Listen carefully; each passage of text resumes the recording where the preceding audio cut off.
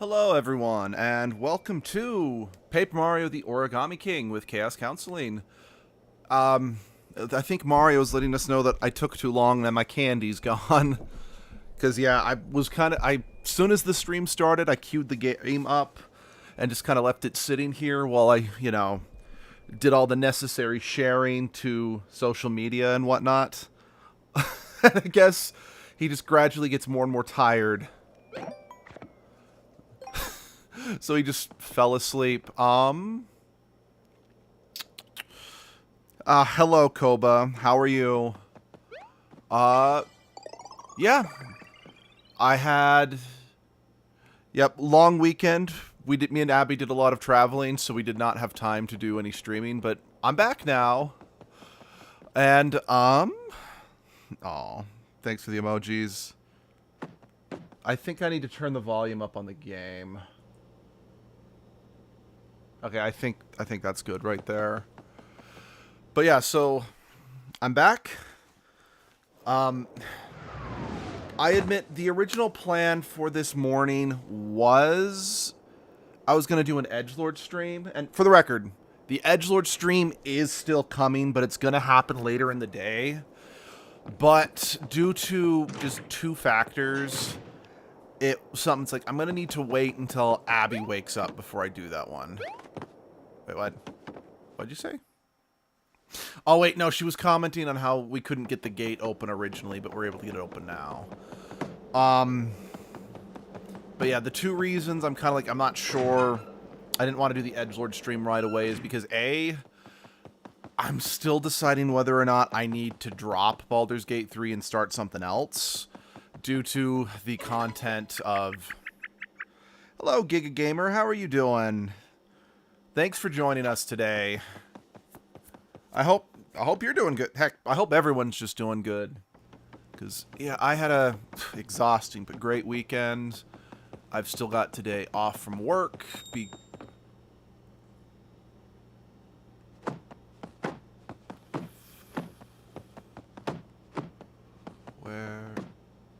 What's folded up?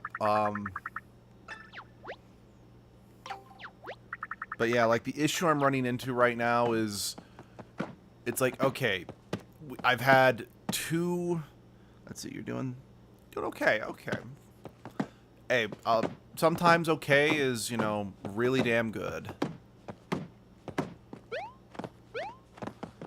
But yeah, due to the fact that I've already had two kind of less than great experiences in Baldur's Gate 3, combined with the last Baldur's Gate 3 stream being so bad that I had to just completely unlist the video, and it's like, okay, if I'm going to do Baldur's Gate 3 again, I'm going to have to redo that entire section of the game, just for reasons. Abby, as well as a lot of my friends, are saying I should seriously consider moving on from Baldur's Gate. Wait, I think I see what the issue is. I should move on from Baldur's Gate 3 and do, just move on to the Pokemon game.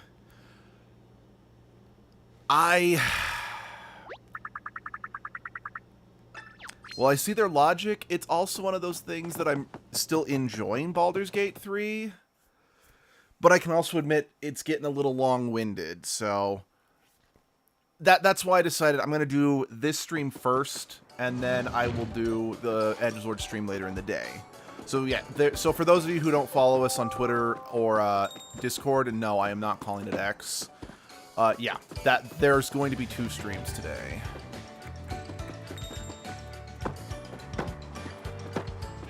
Maybe it's right below. Maybe it's down there. But yeah, we need to actually backtrack to two locations, because now that the streamer's gone, we can get up to the tram, which I'm 99, if I remember correctly, I'm 99% sure this is how we move on to the next area. But there was also that building back at, like, the mouth of the canyon that was blocked off by the red streamer that we can get into now. We'll come back for the toad in a minute. I want to see if I can get directly below down here, because I think at this point it's probably more likely that the Oh, no. The bell didn't go off. Maybe not.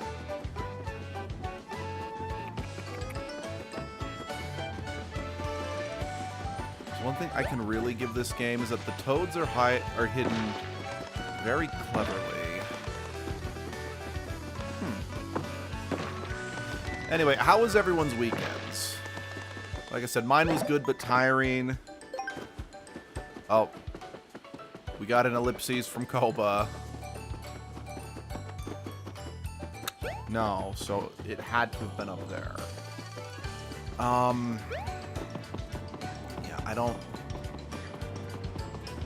I'm not going to spend too much time trying to find each and every one, because otherwise we'd just be aimlessly roaming around the same area. So, oops.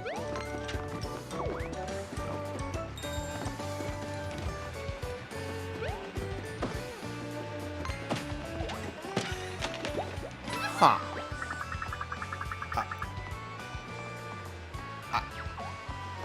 I have no idea how anyone was supposed to spot that there was a toad there. But what can you do?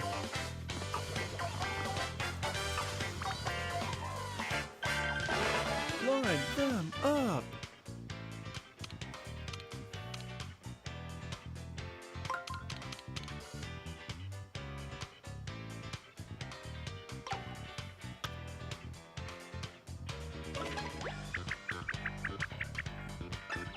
Okay.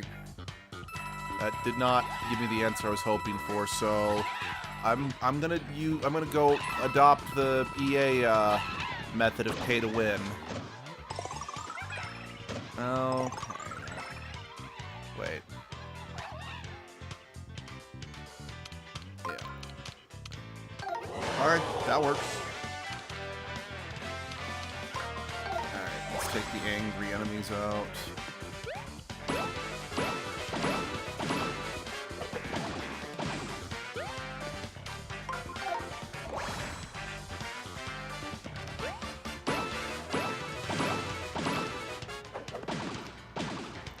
Yeah, I admit, I'm probably too dumb to properly appreciate one of the main mechanics of this game, which is the puzzle combat.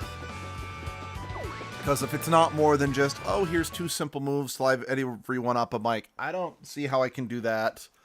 And I usually, well, then again, maybe I should invest in the extended time meter.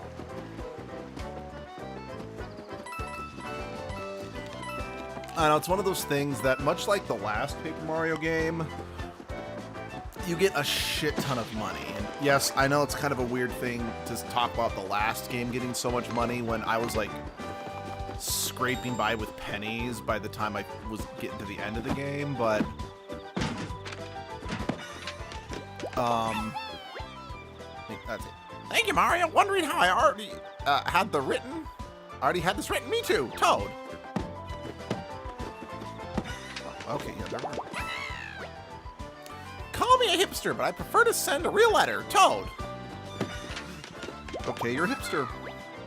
Now I have to actually call my friends. Thanks, Mario. Sarcasm. Toad. What do we got? Thank you so much. The invention helped me truly find myself, Toad.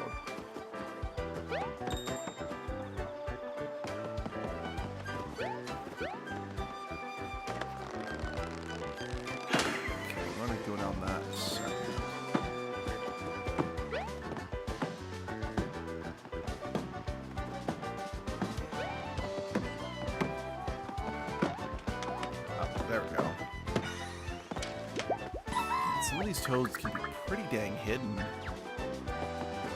Alright, where do you go? No, get in the pipe. Where do you go?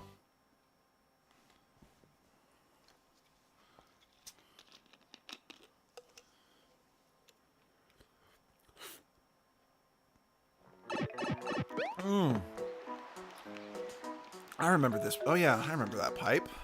Okay. Cool. Alright, back we go. So yeah, like I said, I think either in the last stream or the very first stream, this game's not as... It's similar, it's kind of gone back to the formula of the first two games, where it's a big world to explore rather than an overworld map like the last two games were. But this game, it's structured a lot more linearly than the first two Paper Mario games. Because it kind of feels like the whole game is something of a hallway you just kind of follow to the end. But in order to facilitate backtracking, if you want to go back and 100% complete an area or anything like that, they kind of install all these little waypoint pipes throughout the game to make that easier.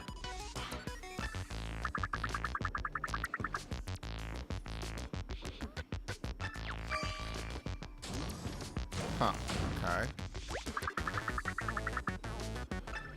Oh dear. Forced tutorial, right? Sure, why not? I'll give it a go.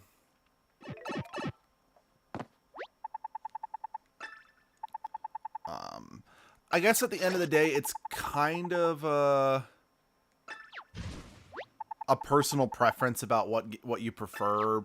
Something like this that is a lot more linear, or something like what the first two games had, where you kind of went to play, because you know you could kind of go out to the levels, and then you'd come back to a hub world or a little hub area, get some more story, and then explore more of the hub area because you now had access to more of it. Like I said, I guess it just kind of depends on personal preference. I feel to an extent the way this game is structured is better, but I will also kind of admit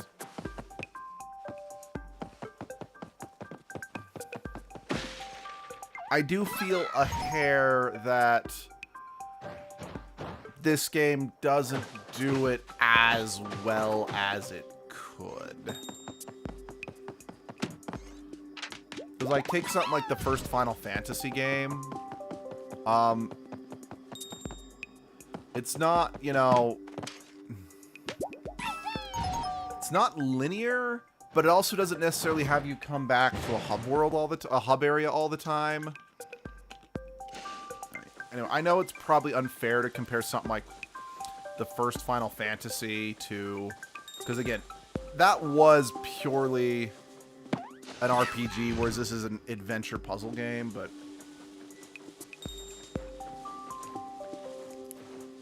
I guess what I'm getting at is I like the idea. I like it when games don't make you backtrack needlessly, but I don't necessarily know if this is the best way of doing that, or the best example of that. Since, like I said, it's still, the world still feels more like a hallway funneling you to the next area.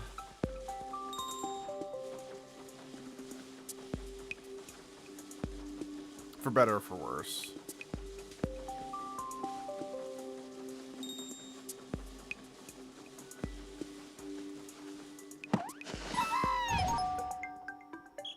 Again, I do still think, I really do need to emphasize that I do think, well, I think all the Paper Mario games I've played, except for Super Paper Mario, are fun games.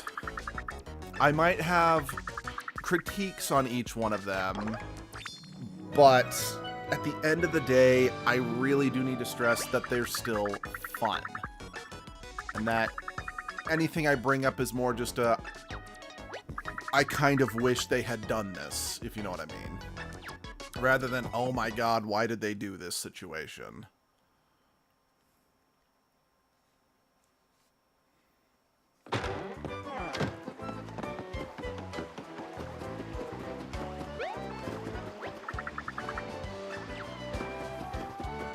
Hey, Muffin Boy!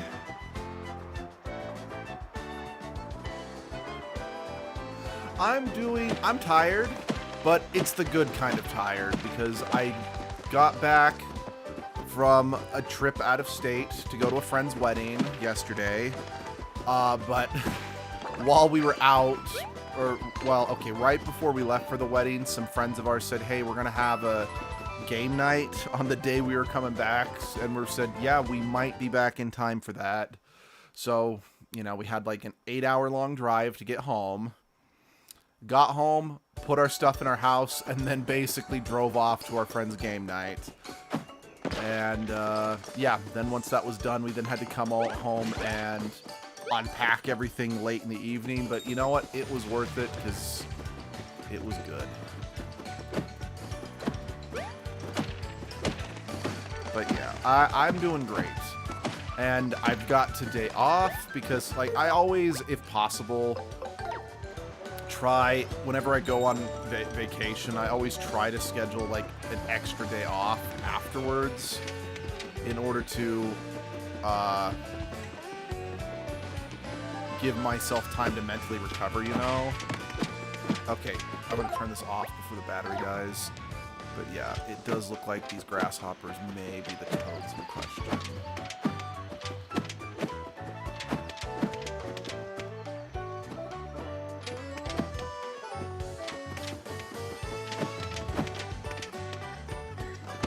There we go. Yeah, it sounds like nice.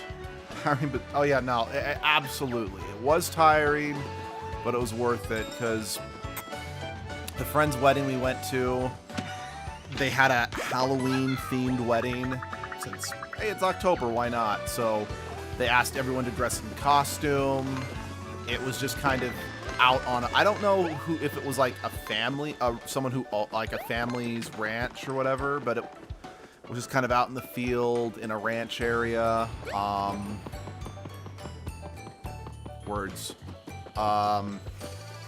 She, like, built the... So, because she's an artist, she built the archway that they stood underneath during the wedding herself, but it was, like, these twisted, bloody vines with skulls sticking out of it, so it's, like... Just from the get-go, the vibe was set hard. And, you know, honestly, just for fun... Sorry, now that I've got this toad radar... Let's see, Halloween wedding.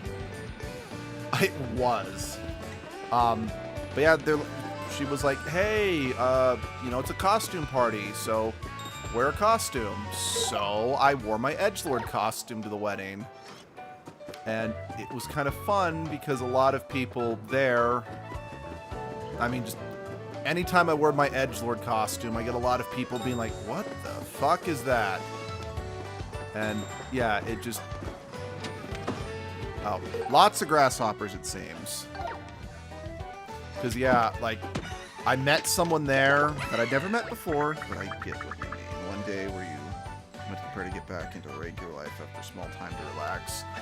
I mean, it's also, I think, smart in that I also do that just in case there's, like, issue with getting home on time.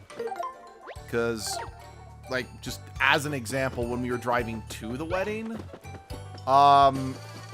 there was, like, a severe accident on the road that basically shut down almost all traffic on the road, which, you know, turned what should have been an 8-hour drive into an 11-hour drive. And it's like, depending on how far you have to travel, it's like, okay, I probably want to book even more time off just to account for, I didn't make it back on the day I was supposed to. Let me just take some more, yeah. So it's meant as a relaxation day to kind of just get mentally back in the swing of things, but like I said, it's, you guys did it, I'm free! You want to go to Autumn Mountain now? I know it hasn't been that long, but I can't wait to operate the tram again. It's tram-tastic. That's where we're headed, right, Mario? Because it looks like that's where the blue streamer leads. I've got one passenger waiting, so just let me know one way or the other. Dang, but yeah, it's smart, just in case. I mean, it's also one of those things... Oh, wait, no, I didn't want to ride just yet. There was a toad around here I wanted to look for. Oh, no. Hey, what's the holdup? Everything okay out there? Everything's fine. Just getting these final passengers ready. Off you go to On Mountain. Enjoy. Okay. Everyone get ready to meet probably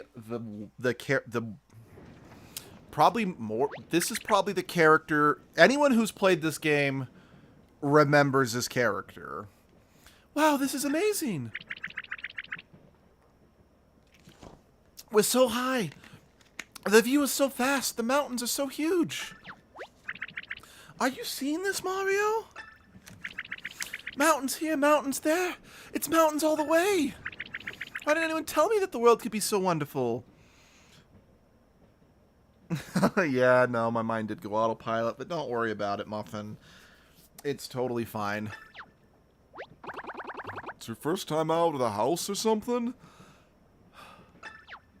Everyone, meet Bobby. At least I swear his name is Bobby. That feels weird saying this, given that his name might have slipped my mind, but despite the fact that he is just a regular-looking Bob-omb, Bobby is probably one of the most well-beloved companions in the franchise. And while companions in this game are a little interesting, because besides Olivia, you do not get any permanent companions, but periodically throughout the game, you get a temporary travel companion who will occasionally pop into a fight to help you. So it's not like in the first two games where, you know, I would act, then the partner would act, and so on and so forth. But, yeah. Bobby is probably, again, I swear to God, if I'm remembering his name wrong, I'm going to, I'm going to punch myself in the face. Let's see if that was ironic that the first thing I said was hello, Bob. No, it really, yeah, that was funny. But, yeah, Bobby is probably the part of the game everyone remembers the most. But anyway, oh, were you asleep? I'm so sorry. I didn't mean to wake you. I'm just very excited. My friend Mario and I are on a quest to follow a big blue streamer. By the way, this is technically a plot twist, but it also, I don't think I'm ruining it by sharing it here, because it does add context to a lot of the things Olivia says. This is the first time Olivia has ever been out in the world. So, yeah, her excitement is legitimate, because she's never seen what the world can look like. Anyway, I'm not going to explain why it's the first time, but yeah, I did just want to say Olivia is naive intentionally. And so, you guys could probably have picked up on that, but I just wanted to clarify that fact. What's your story? What brings you aboard this tram today? Me? Well, I'm Bob-omb. And, Maybe it is just Bob. I really thought his name was Bobby. and that's all I remember. You know the memory loss thing? What's it called? Ambrosia? Amnesta? Thinky paddock? Whatever you call it, I've got it. Big time. So I'm on a solo journey to try and remember, well, everything. Or anything. My home, my purpose, and all that. You have amnesia? You don't have any memories. Oh, you poor thing. I have a great idea. You should join us in our quest. We can help you recover your lost memories, and we'll make a ton of new ones along the way. What do you say, Mario? Wouldn't it be great if this guy joined us? Wow, really? Gee, I couldn't put you two out like that. It's kind of offer, but I don't even have any special moves.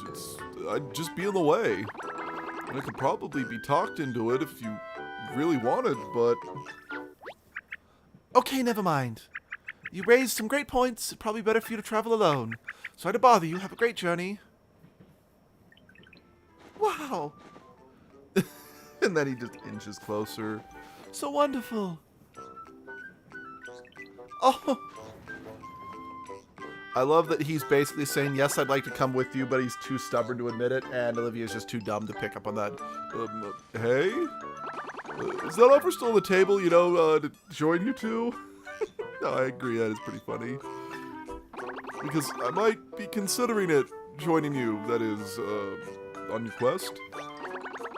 You with the cool stash and the big M, your name's Mario, right? Sounds so familiar, I feel like you're some kind of pro at this adventure stuff. So, can I, join you? That is, please? Hooray! Oh, check out! The top of the mountain is bright red! This has to be Autumn Mountain. Whoa, you're right. Mountain practically screams autumn. That has to be it. That means we'll be stopping soon. Oh, I can't wait to stretch my legs, assuming I have them somewhere. Oh, yeah, that's true. With a round biology like Bob-omb's, it's very possible that he might not be able to look down, and even then, he probably could only see the tips of his toes, which means... because, yeah, Bob-ombs have feet, but they don't technically have legs. And just heads up, that's the reason why we're just gonna call him Bob, is so well remembered, is because they use him as kind of like some meta commentary on the existence of Bowser's minions. And I mean meta both literally as well as in-universe, but... Now that we're traveling buddies, let me introduce myself for real. I'm Bob Om. Promise not to slow you down, Big M. You too, ma'am. My name's Olivia, nice to meet ya. Okay, maybe what I'm remembering is that people in the community lovingly refer to him as Bobby or something.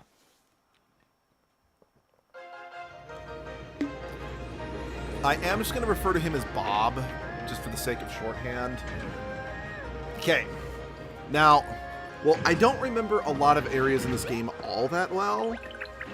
Because that was something I did mention, is that even though I remember liking this game better, it didn't stand out as much. I couldn't remember specific points in the games outside of stuff with Bob and the ending. But one thing I do remember is that, you know, that it's coming back to me now, is that the areas in the game have great theming and great music to accompany them, even if I freely admit I don't know. I can't remember a lot of the areas. Because, yeah, like you can just tell by the music, this is kind of meant to invoke that sort of Japanese during cherry blossom season. I mean, I'm assuming that's in autumn, but I've never been to Japan, so I can't comment. Actually, yeah, now that we're here, I remember there is basically like a traditional Japanese village we go to, so yeah, I remember really liking this section of the game. Again, it was just kind of odd that I couldn't remember it when I started this. Let's just get to it, shall we? Whoa, we're here! Oh, we're here, Autumn Mountain! These leaves are so a bright shade of red, it's so beautiful! This looks like a perfect place to make new memories, right? Oh, Bobbert? Maybe that's his name is Bobbert. The name's Baba, ma'am. We should probably start following that blue streamer. Okay, maybe what I'm remembering is either Olivia kind of keeps calling him Bobbert, or she keeps giving him different nicknames. Autumn Mountain looks nice. Autumn is my favorite season. Yeah, unfortunately, even though autumn and spring are usually when we get the nicest, well, it's the opportunity to get the nicest weather here in Utah. It's also when Utah's weather gets the most schizophrenic, so I can't really love it too much. I mean, because, like, especially here in America, in the Rocky Mountains area, in spring and autumn, we can get, like, you know, swimsuit weather one day, and then, like, whiteout blizzard the next day. It was like earlier this year, we, in autumn, we had a freak hailstorm that literally just came in out of nowhere. I mean, yes, we did have, like, what's it called? We did have a weather forecast that it was like, hey, just be aware there's going to be freak weather today. But, like, the clouds themselves rolled in within minutes, and then it had giant chunks of hail raining down so hard that when I got hit in the hand by one, it nearly broke my hand. Oh, Flops, the Flop. Ugh. Flops for flooring me out. Flop? Huh, I mean, it's Mario. Thanks a Flop, or a lot. I've been stuck on this mountain for days, longing for the open sea. So I'm actually a sea captain Toad. I'll be tending my ship by the port in Toad Town. Stop by and give me an ahoy on your next visit. I am a sea captain. I just love the idea of cruising around the open ocean. It sounds so elegant. Next time we're passing through Toad Town, we should definitely stop by the port to see his boat. Now, if I remember correctly, we're going to have to, you know, use him to get to, like, the game's going to swing by and take us back to Toad Town. And then we'll use that guy's boat in order to get out to the next area, which I think is the reason why they made it so obvious with the flopping fish that you needed to unravel him. But can you imagine if you'd somehow missed him, and then when you swing around to the point of the game where you're supposed to use his boat, and you're just stuck, and then you just have to backtrack through the entire game trying to find that one Toad you missed?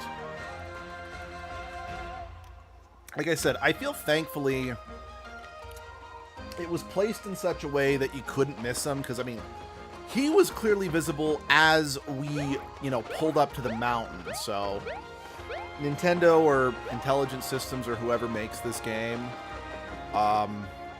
we're very clear, you know, we're not going to be douches about it.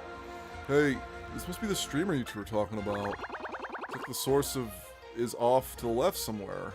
We'll scout up ahead. Careful, Bob! Oh, yeah. That's it.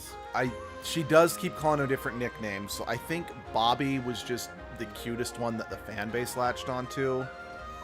Again, like I said, I remember really liking this game, but not being able... I just cannot remember some of the more finite details about it.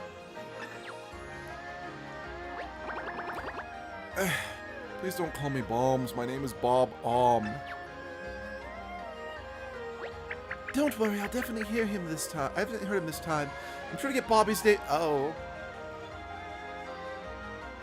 I should just play the game and stop trying to conjecture about things, because it seems the game is genuinely good enough. It's gonna give me an answer eventually, you know? Okay, before we follow Bob, let's see, my first thing... Okay, I guess we'll go back. First thing that came to my brain when you said Utah was FNAF. I've watched a lot of Matt Pat and some of the events in the university that actually happened in Utah. Oh yeah, no, definitely. I mean, if I'm not utterly mistaken, I believe Scott Coffin... Also, oof, I heard in American weather can be quite rough. It depends on where you live in America. Like, specifically if, like, where I live in the Midwest, in the Rocky Mountains, because it's, so, Utah is 3 states away from the west coast of America. So, most of our weather comes in from California. So what will end up, and again, I could be getting the science wrong because I'm not a scientist. What happens is that water evaporates off the ocean and then blows inland.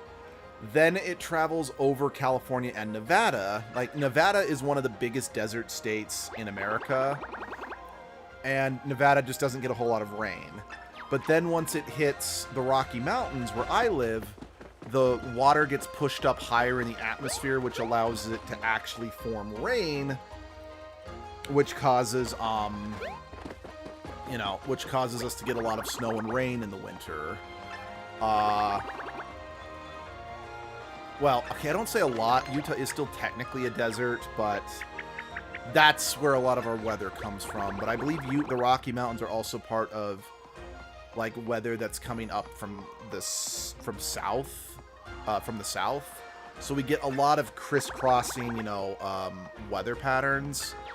So, yeah, like, in, again, states where the Rocky Mountains are, so like Utah and Colorado, our weather can get weird, fast, hard, and unpredictably.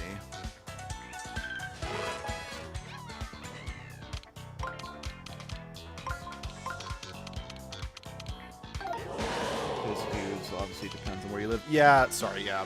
You're right. Yeah. But then, like, I'm actually kind of worried because a friend of ours who used to live in Utah, he moved down to Florida just like 2 months ago. And Florida right now is just getting hit by some of the worst hurricanes in years. So it's like, shit, I really hope he's okay. So yeah, Bobby will just stand. So whenever we have a partner character like this, they will stand just off to the side like that. And they will occasionally jump in and help us in combat. But yeah, again, just like I said, Utah and Colorado get such weird weather just because, again, we're in the mountain range. And we're between multiple weather, like, again, like, multiple paths of, like, I really am just trying to, what the?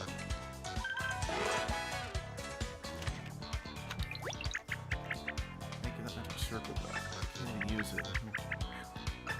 Okay. And yeah, but yeah, we're just in multiple lanes of, in fact, we're traffic of weather patterns and whatnot, so. Our weather can get really bloody weird.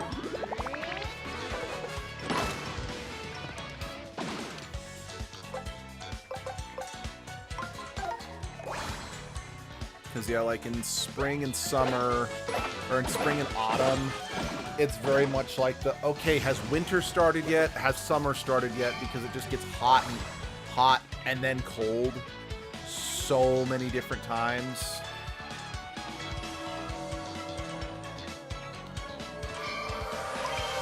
Because, like, for a couple weeks, the weather was getting consistent, was never getting above, like, 60 degrees.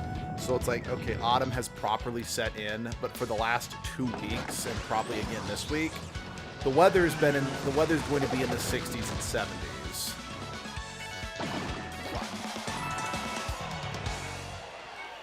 So yeah, weather here is very, very unusual. Oh dear.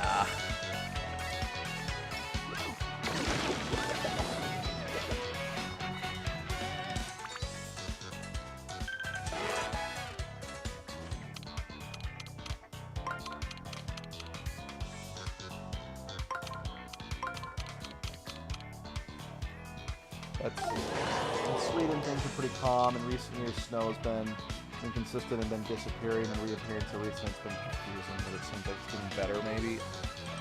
That's good to hear. Because, I mean, I know that weather here has been kind of unusual, too. And I know some people are worried about, you know, climate change and such. Again, I'm not a scientist. I can't properly comment to give an opinion on that. Or heck, just to give another example of the weather being weird in Utah, my first year in college, I was attending a small town college here in Utah. It was only about an hour and a half drive away from where my parents lived. But it was higher in elevation, not by a ton, but the college was a higher elevation than where my home city was.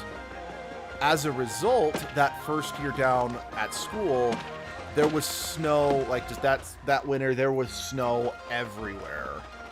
Like when I went home for Thanksgiving break, or fall break, I got fall break first, there was like 3 feet of snow on the ground. And fall break is in October.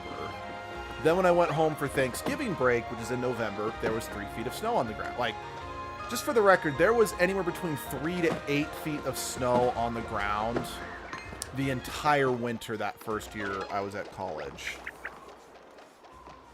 And then, yeah, when it was finally time for me to come home for the summer in May, there was 3 feet of snow on the ground. Because even though all the snow had melted from winter, like the previous week, we got a freak blizzard. In fact, when my mom came down to pick me up for Christmas break, she actually had to come down the day before and drove, like, even though it should only take an hour and a half, it took her 4+ hours to get to the school because she had to drive through a whiteout blizzard to get me. But it was something she had to get a hotel that night. And it's something she had to do if she wanted me home for the winter, because if she waited till the next day to come get me, the roads would have been shut down. Yeah, it was a whole thing. I'm not going to get into it, but you kind of get the idea about the crazy weather. Oh, they're little fishies. These mountain fish must spend their whole lives flopping around on the surface. How interesting. I know I lost my memory, but that doesn't sound right. Don't those fish kind of need water?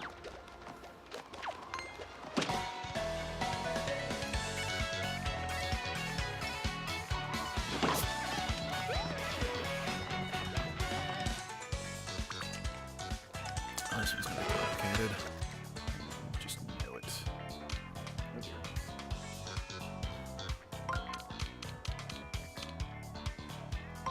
Perhaps not. Okay, no, that was alright.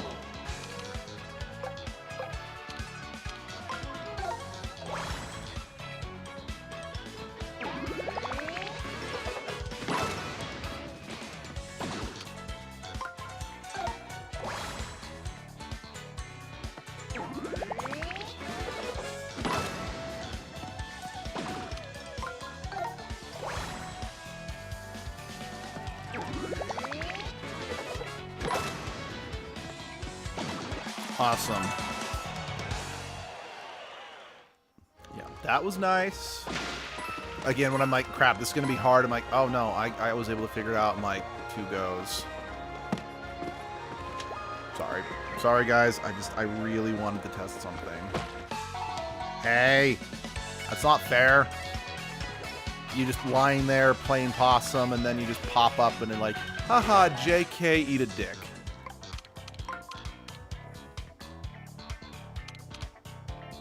No, that's weird.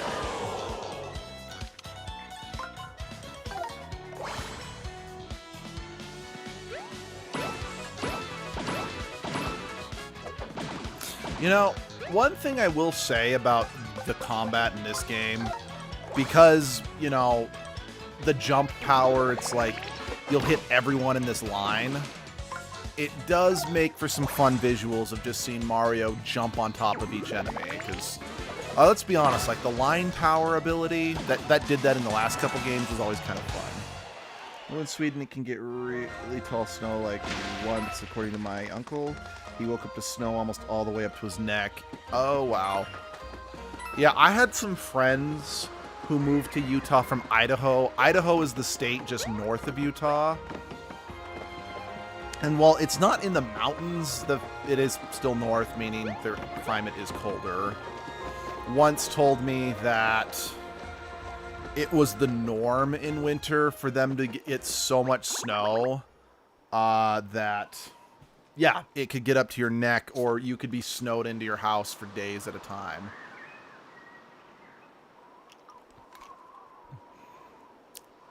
And even then, it's like, yeah, you might be the state just north of Utah, but you also don't live in Canada. And I'm like, I'm willing to bet it's way worse up in Canada, since Canada, or heck, Alaska. Actually, I had a friend who moved to Alaska over the summer for work, and she had to quit after just a couple weeks because the atmosphere up in Alaska was just so oppressive. Because, anyway, oh, okay, yes. His name is not Bobby, but that is the nickname that Olivia does settle on, so I wasn't crazy. Oh, Bobby, you poor thing. I may not be well traveled, but I do know that boats float, and this, just sitting here, it can't be a boat. The amnesia must have sapped your memories and your brain power. How cruel. I know what a boat is, ma'am. And if there's a boat here, then there's supposed to be a lake. And if that's the case, the lake must be all dried up. Wow, that's astounding. So this is a lake? Wait, isn't that dangerous? We could get soaked. We'd have to get out of here before we get, pulped. This lake looks dry, so we're probably fine. But if there was water, we could ride in this boat. If we could do that, we could float right down over that dead end and follow the blue streamer. So we just have to fill this lake back up? I don't have a clue how to help with this one, but where should we even start?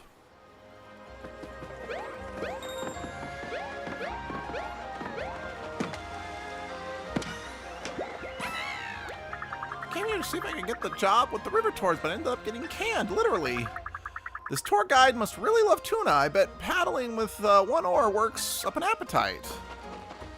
You know, is it funny that I've only ever eaten cooked tuna a few times when I was very little?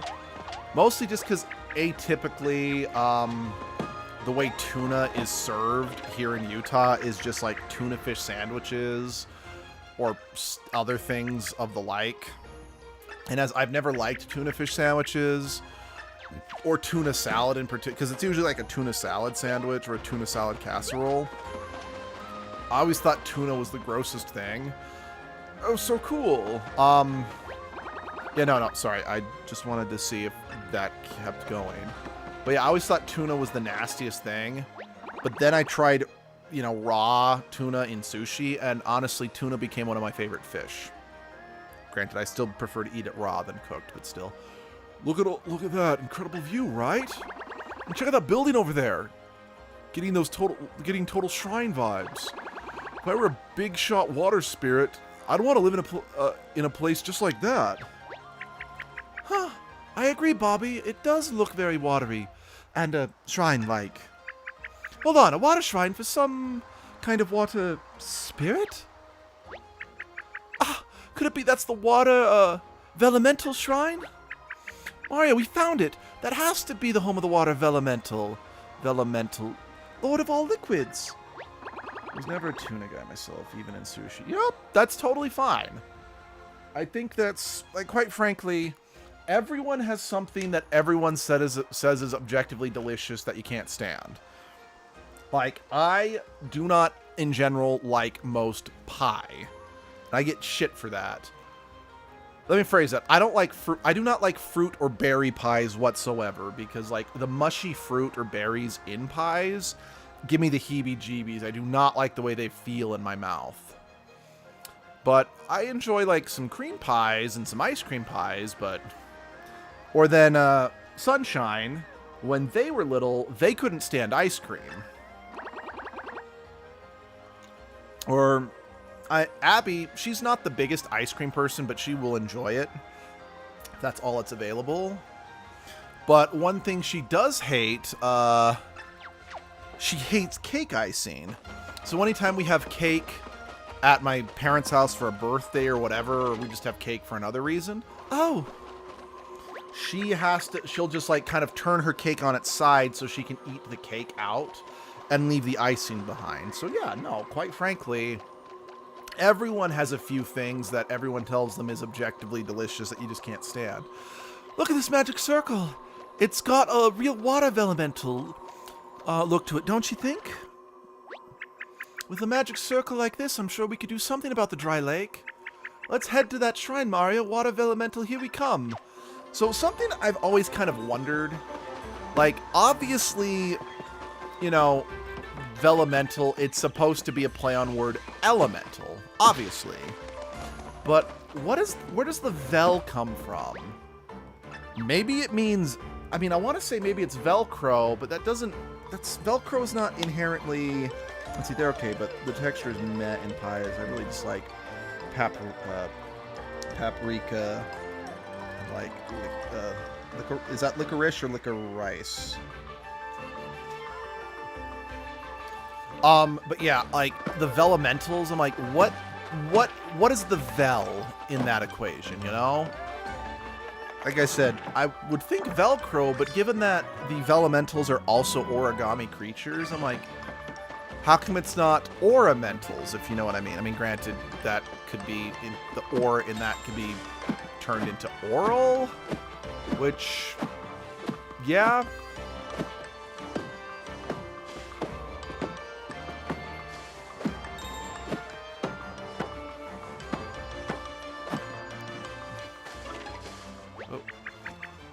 Whoa, so much tall grass, how pretty.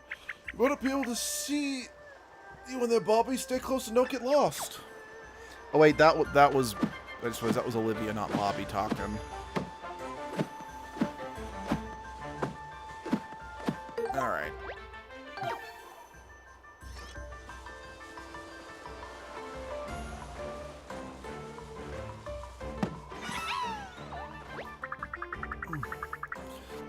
Oh, how'd you find me? Could you read my thoughts? Are you reading my mind?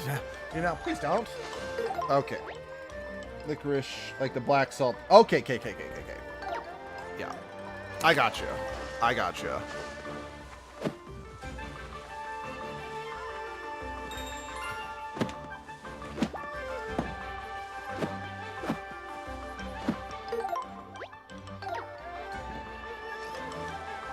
Yeah, I'm not the biggest fan of that either, so no worries, man.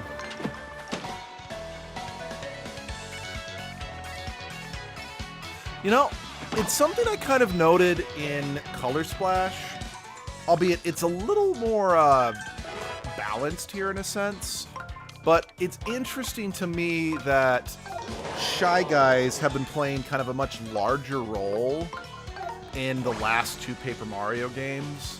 Since Shy Guy, like, what was it, like in the first Paper Mario game, I think the Shy Guys were only really in the Shy Guys toy box level, And I don't remember how frequently the Shy Guys featured in Thousand Year Door.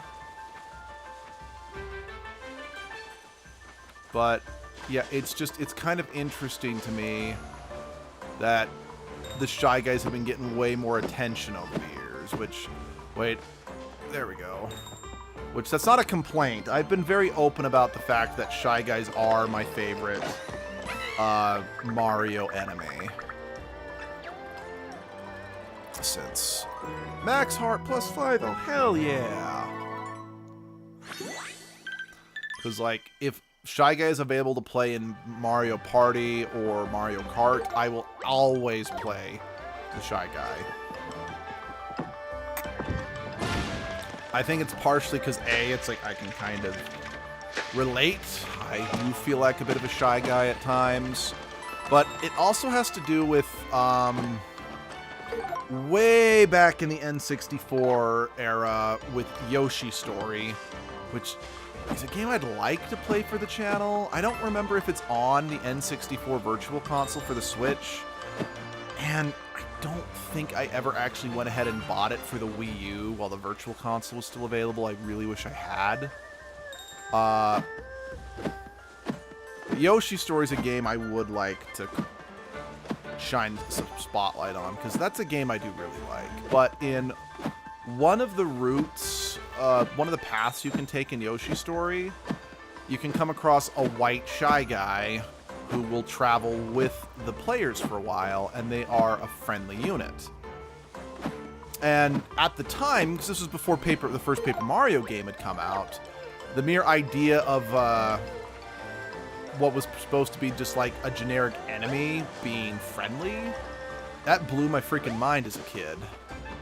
So I think just because of that, the Shy Guys in general have just always had a special place in my memory, because it was the first time I encountered that concept, you know? Tiny High. Like I said, quite frankly, that's not that interesting of a concept now. Again, especially after playing the first two Paper Mario games. Like the first one especially, when almost every single partner you got was just a Mario enemy that was slightly redesigned and made friendly towards Mario. But I think that's a reason why I liked the Paper Mario games so much, or at least like the first two and then this one, because it's kind of fun having for me, I always thought it was fun that having characters that are generically bad working with the player, you know? I mean, that's one of the many reasons why I really think Shantae and the Pirate's Curse is the best. Well, its gameplay is also the best, but is the best Shantae game, because the premise of that game, well, not the premise, but one of the main plot points of that game is that Risky and Shantae have to team up. Which, by the way, I know I've only done one Shantae game for the channel, and it was the second one. I do plan on getting back to playing more Shantae games. It's just, I keep having other games that I'm like, I want to prioritize this for one reason or another, that I've yet to get back to it, you know? Yeah. What's it called? So I gotta go. Hey, it's okay. My mom's out of the country, and I've signed myself on cleaning duty because my dad would never do it. Hey, thanks, Muffin. It's always great to have you here. And good luck with the cleaning. Okay, this is bugging me. I'm assuming what's happening is there's like whatever the toads are folded into are mobile, so like running away from me. Oh, there we go. Found one.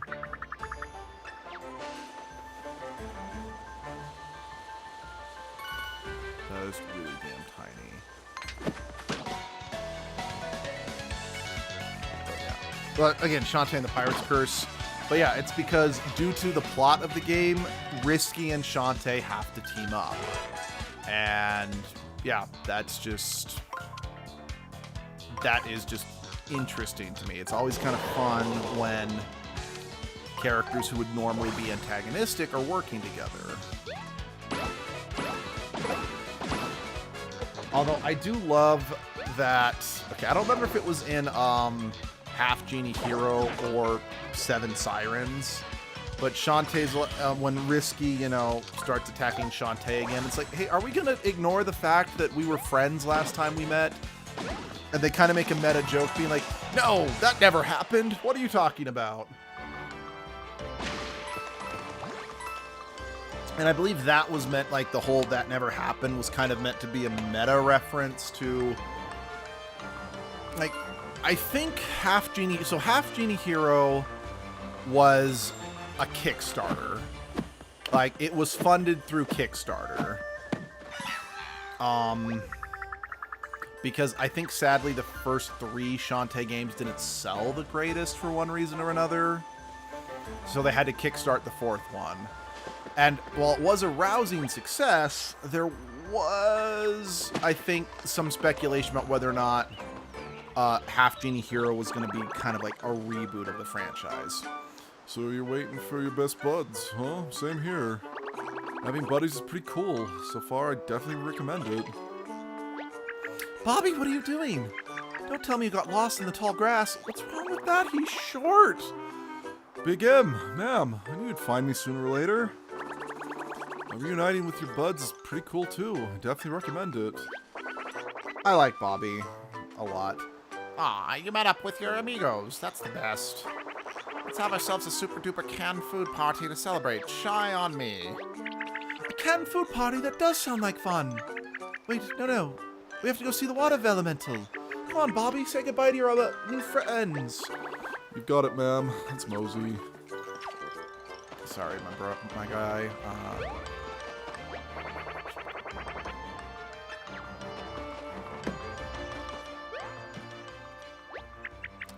So refreshing. Nothing better than mountain air. I wonder even if even the air here is red. Looks clear, but you never know. The world is so big, Big M, but I understand so little of it. Oh, no, wait, that was also Olivia. You know, I actually do kind of prefer this method of restoring HP. Because, like, in past Paper Mario games, you would sleep at a Toad's house. And I'm pretty sure that there are still Toad houses in this game. But rather than trying to... Because I don't think you go to a lot of towns on this adventure. It's mostly just exploring the wilderness. So rather than trying to be like, how do we justify having a Toad's house just be here? They kind of replaced that idea with just benches as a way to restore your HP. And I kind of prefer that because... Wait, jump what?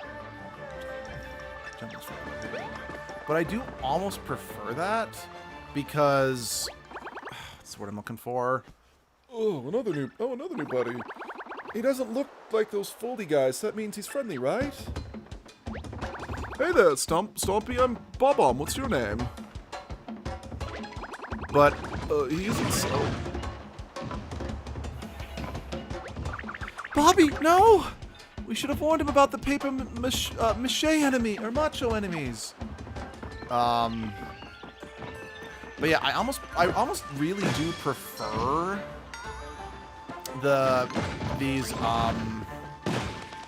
benches as a way of restoring health because it allows, you know, Mario and Olivia just to sit and contemplate and just have a conversation.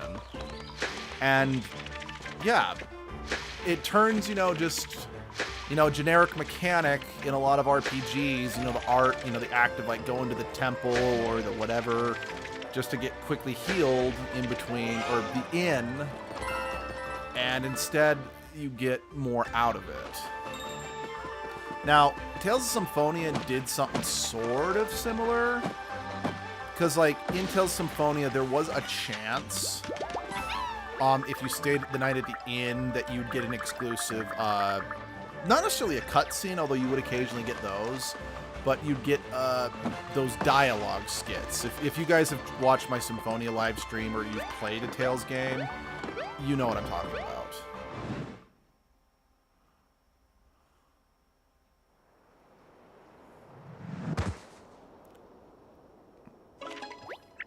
Bold move, Mario, jumping off the bridge to save poor Bobby. if we survive that fall, I'm sure he did too. We're bound to bump into the little guy if we just follow the path up and out of here, right? Not necessarily, but that's what we're gonna do.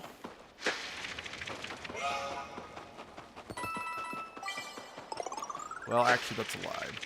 We're gonna explore down here before we get up and out of here.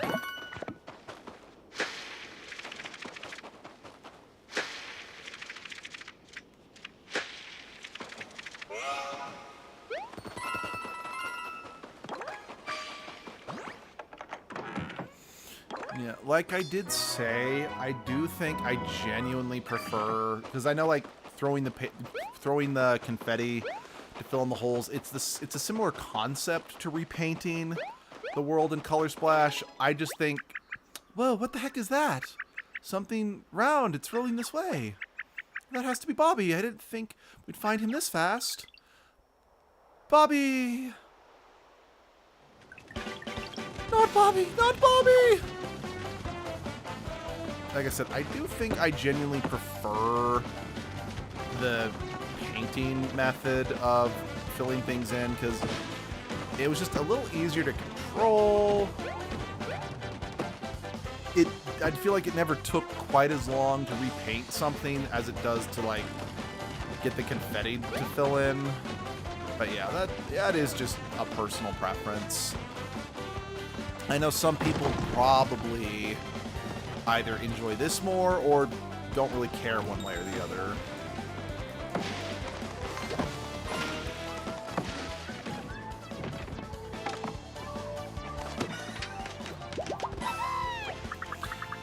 We're the Chestnut Trio. Thanks for conking our conquer.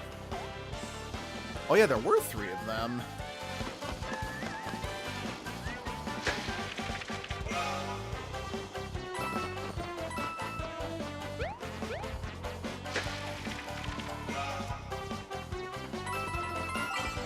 But yeah, kind of.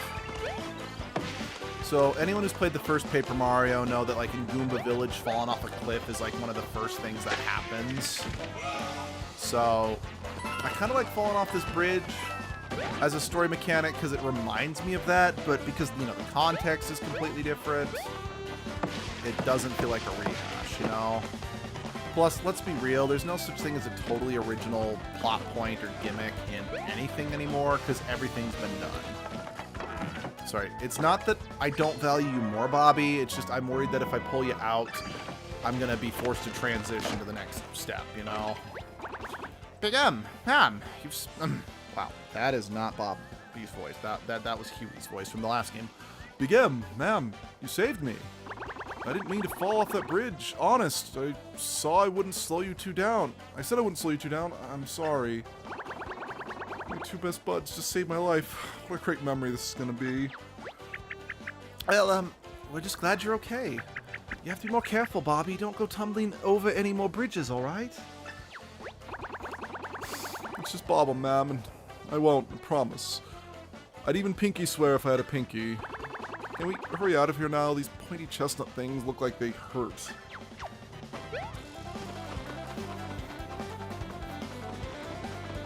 You got it, Bobby.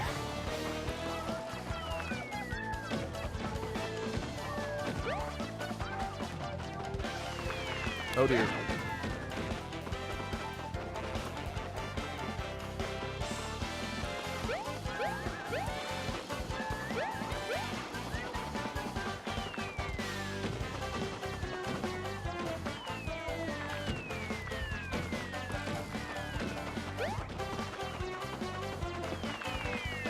Okay, so I've got a. It's not. I'm not fast enough to be able to rush underneath it, but I did confirm that. So.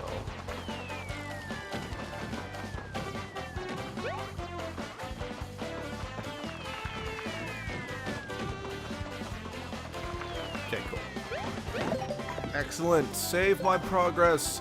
Suspend. Oh.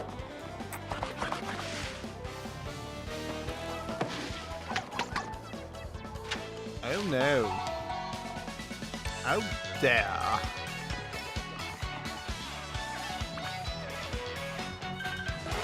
Let him up!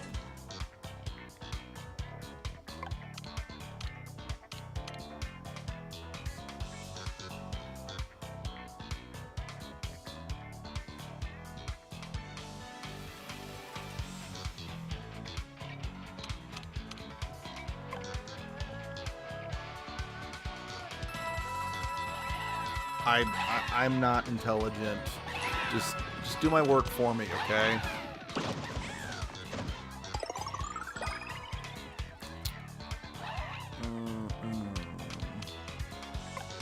Okay.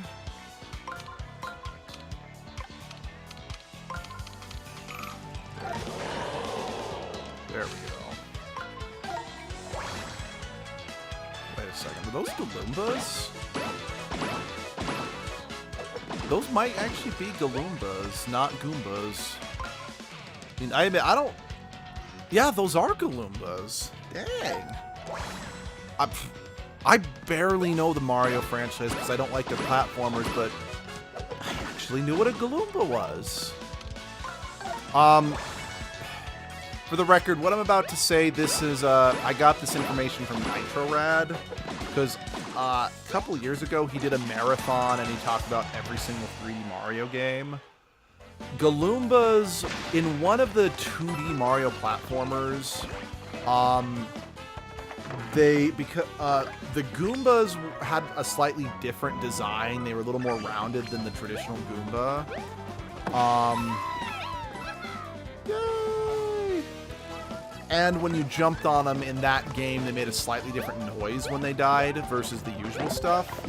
And while initially they were just called Goombas, and I think some people said, oh, they're Goombas, you're just in a different part of the world, so they look a little different. They retroactively declared that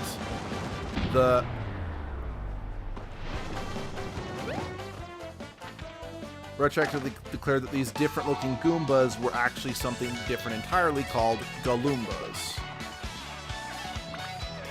Now, like I said, as I am not the most familiar with the Mario franchise, I could be completely talking out my ass. But like I said, that is what NitroRad said in one of their videos, because the Galoombas were brought back randomly in one of the 3D Mario games. I don't know which one. I do not like Mario platformers, so I almost never touch them for one reason or another. But yeah, he called attention to the fact that the Galoombas were brought back randomly.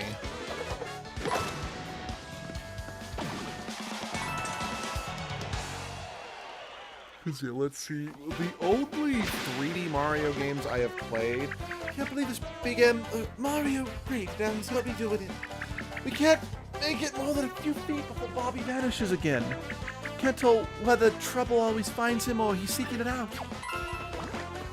So let's see. I've played Mario 64, and that was just because it was like one of 4 N64 games that came with the N64 our grandparents got for us when we were young. Because I think let's see. Hello, Nico from the Indie Game One Shot. How are you? Oh, dear. Phone, please don't. No, this is actually my second playthrough of this game, but I haven't played this game since it was brand new. And while I remember certain little things, like I remember a couple set pieces, I remember a couple story elements, I actually don't really remember a number of things about this game. So there are a few points, there are actually a number of things that it's like, it is kind of my first time seeing it. But yeah, I'm just doing, shall we say, I'm just doing a Paper Mario marathon. I should say I was doing one because this is the last Paper Mario game. Because I streamed the first Paper Mario game a couple years ago. And then when the remake of, what's it called? Thousand Year Door was announced, it was like, oh, perfect. I now have the ability to stream Thousand Year Door again. So, might as well. Let's just do every single Paper Mario game except for except for Sticker Star, because I don't really have a way of streaming that one. Let's just stream them all in order. Just because, yeah. I want to show some love to one of my favorite franchises. Not what I meant. There we go.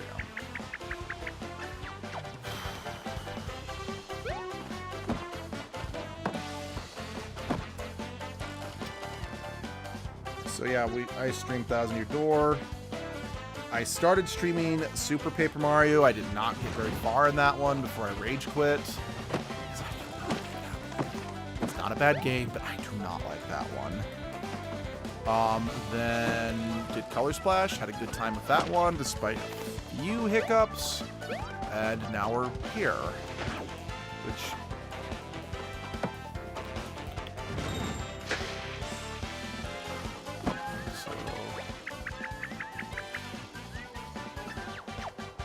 I'm trying to figure out how we can outmaneuver it. Okay, yeah, no, it was as simple as that. My bad.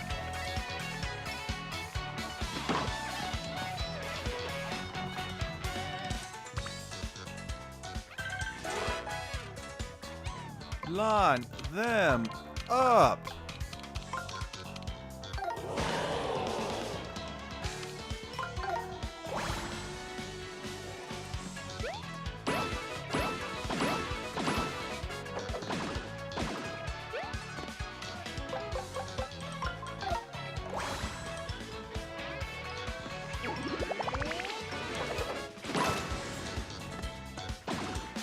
But yeah, it is very interesting playing through this one again, because like I have played through the first two Paper Mario games multiple times over. I love them that much. But when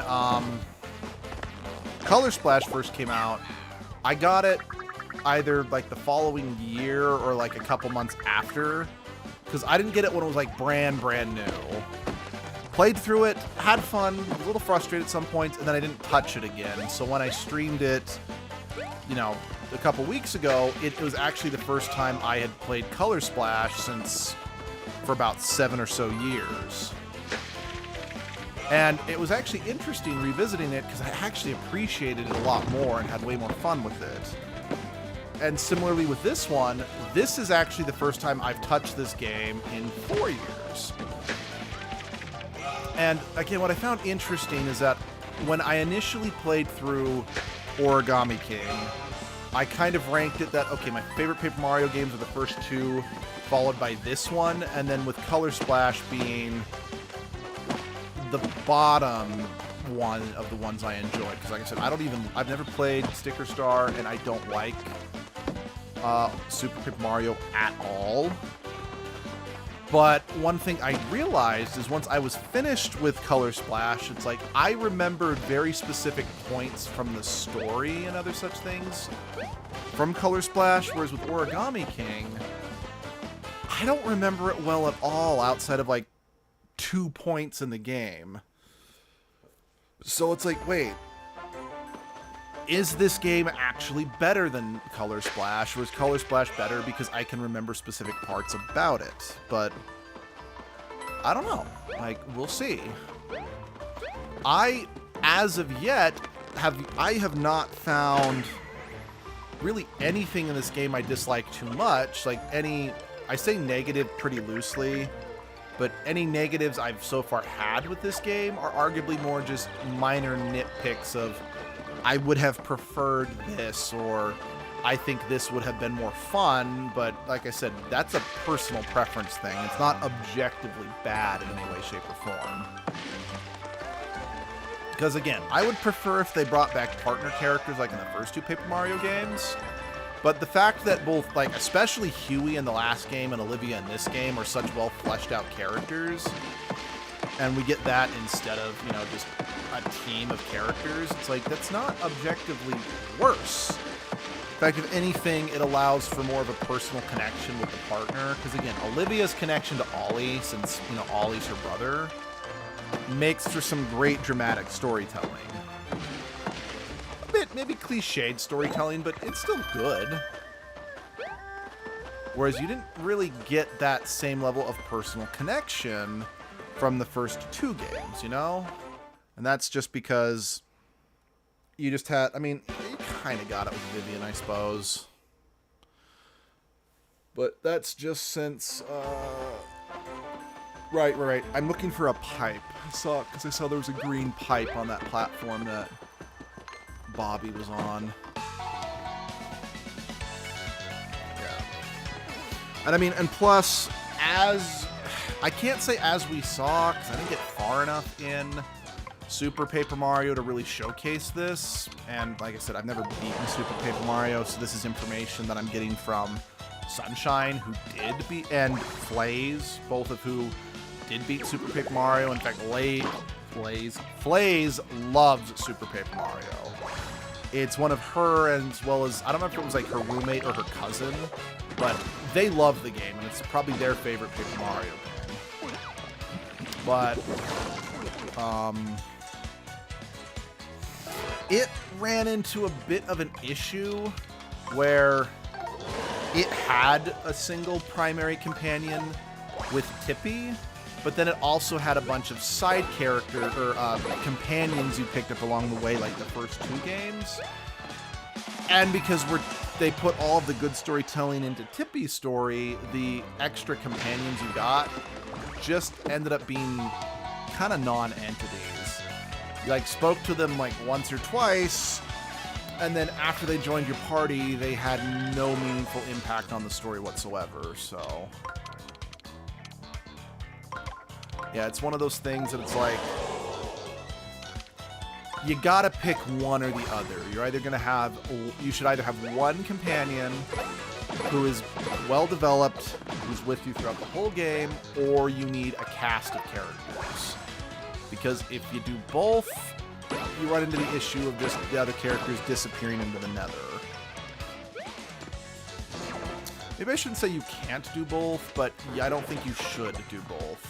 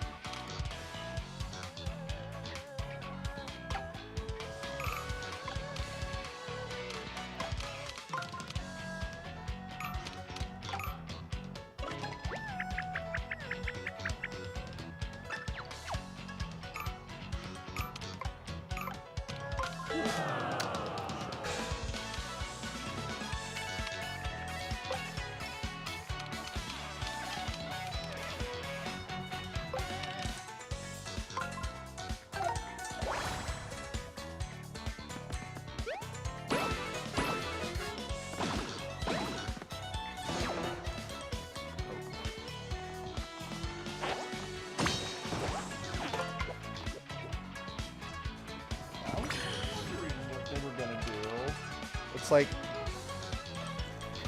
so yeah, I'm like, okay, is it that, are they gonna, yeah, but yeah, no, they line them, they do come together for the attack, even if they're not in the same column. So I don't know why I felt so inclined to make sure to kill all these Goombas. I don't know, if I was thinking, like, maybe if I kill them all, the pipe I'm looking for will appear or whatever, but I digress. I think it's just one of those because, like, I didn't think they were here when I was here before, you know?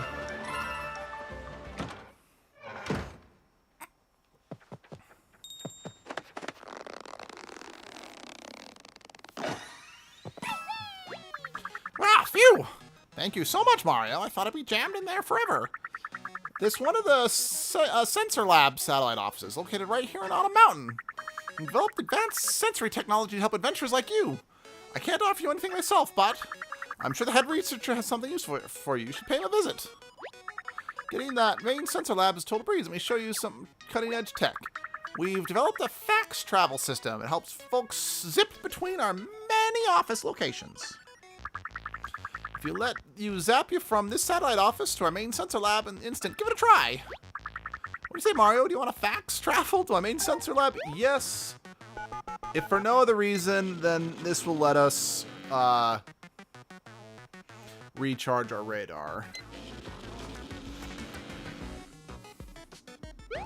Like I said, this game implements a fair bit of fast travel between the points. So even if the levels themselves are, oh wow, that's a lot, are more hallway-esque in nature, they do make sure to include things to make fast travel and returning easier, so it's not too much of a strain on the player, which I appreciate.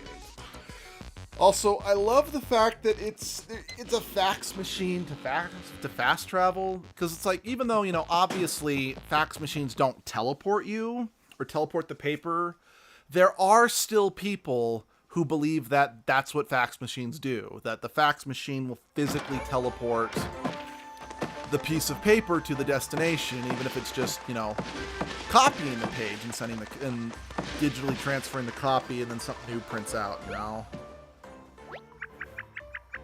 I wonder why leaves turn so red in the fall. Do you think they're embarrassed? No, but that's kind of cute that you thought that. No, they can't be. They're just trees. Now I'm embarrassed for suggesting that. Oh, don't be, Olivia. I love you, Olivia. Again, I still think Huey is a much more memorable companion because of just how funny Huey was, but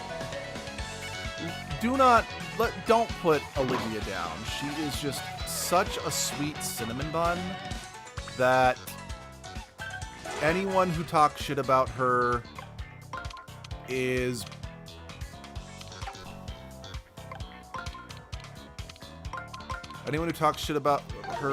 probably the devil.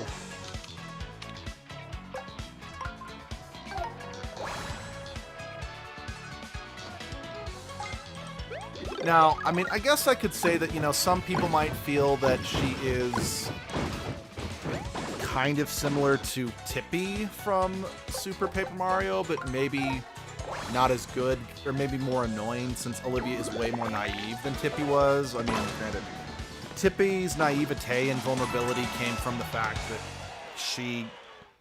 I mean, again, I guess spoilers for that game, as well as spoilers, because I didn't get very far enough to showcase this, but Tippy, and I don't remember if Tippy said that she had amnesia, but she does. She does have amnesia in Super Paper Mario.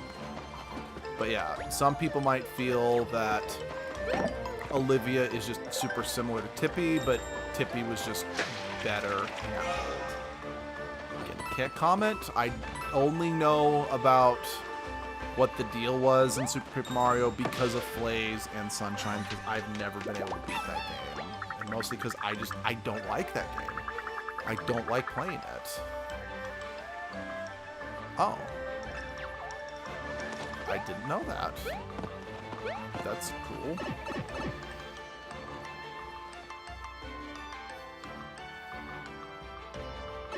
Oh. So this isn't the pipe.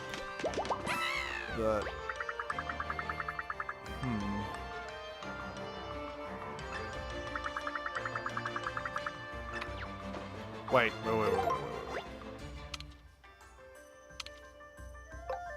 I can turn them off?!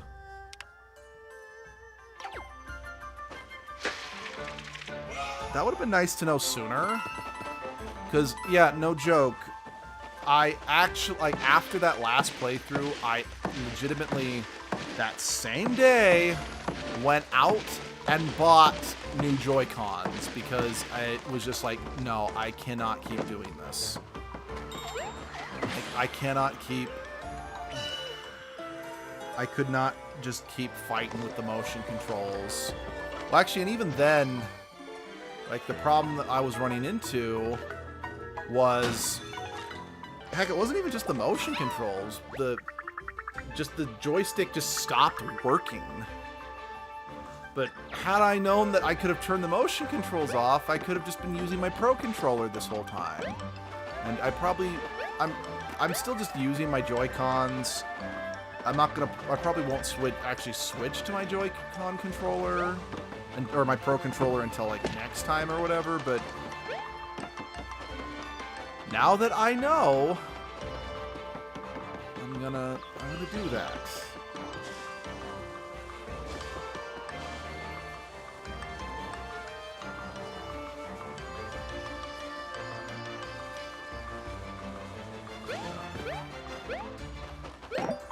Well, I have nothing against using the Joy-Cons, you know, in the disconnected, in, like, kind of the disconnected controller mode. I've always preferred the way that the Pro Controllers feel in my hands compared to the Joy-Cons.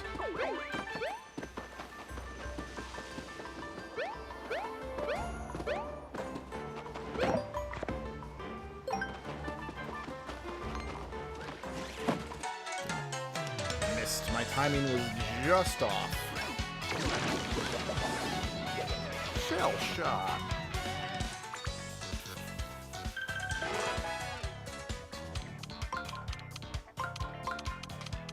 I don't know why I went the long way, guys, I gotta be honest.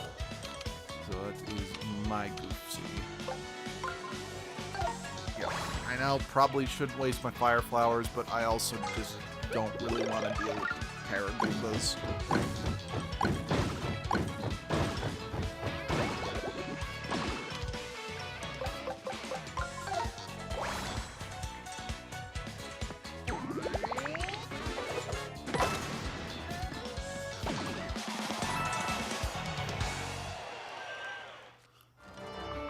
Excuse me.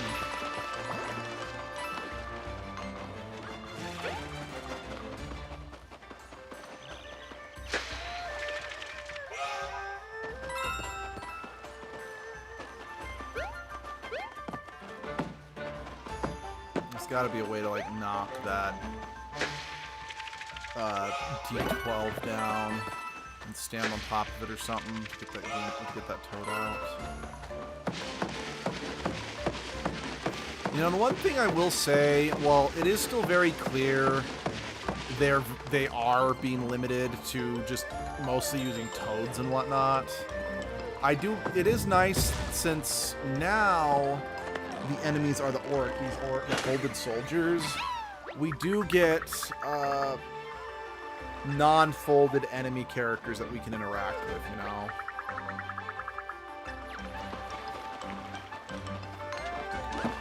Which is nice. Yeah, that is my biggest gripe, thanks Miyamoto, is that we used to get all these unique NPC designs in the earlier Paper Mario games, and then Miyamoto said none of that anymore.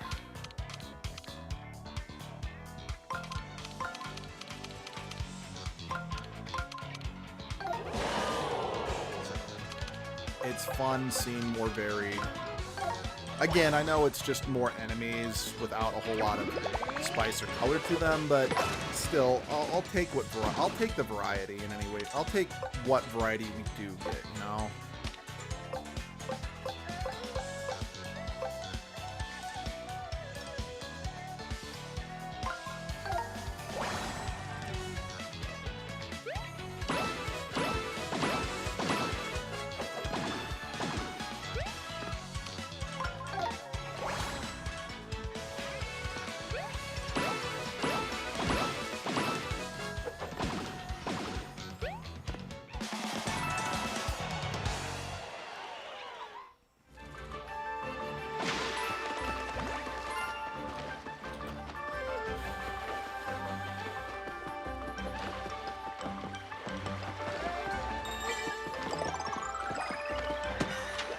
Be free! Oh. Are we outside the water elemental shrine? People say the shrine is home to a massive, terrifying water spirit, but people say a lot of things. Okay, where? Maybe I've got to get the water elemental before I could save Bobby? We made it to the water elemental shrine! Hooray!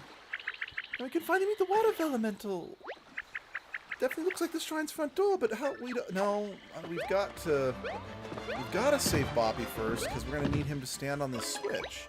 Oh, I think I've got it, Mario. I bet you press both switches at the same time. Has to be it, right? Wow, I'm cute and clever. Because, yeah, you're not going to be heavy enough to do that. Wait, no, I'm floating, so I can't press on this switch. Bobby, you have feet. Come put those things to good use. Hang on, we haven't seen Bobby since he fell from the bridge. We're never going to get into this shrine without Bobby's help. Let's go find him. Now, I agree. I was hoping that the way to save him would become apparent as we went forward. Because again, from where we could see Bobby was stuck, there was a green pipe. That's why I thought, let's go forward, let's find that green pipe. But no such green pipe has been found, any such green pipe yet.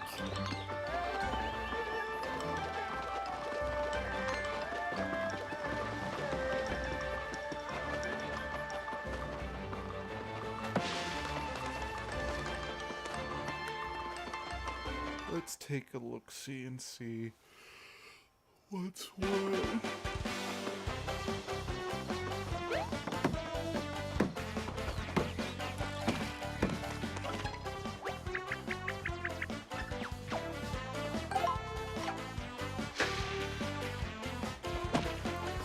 I really feel just, it looks like that stump, it's so specifically designed, it looks like there should be something there.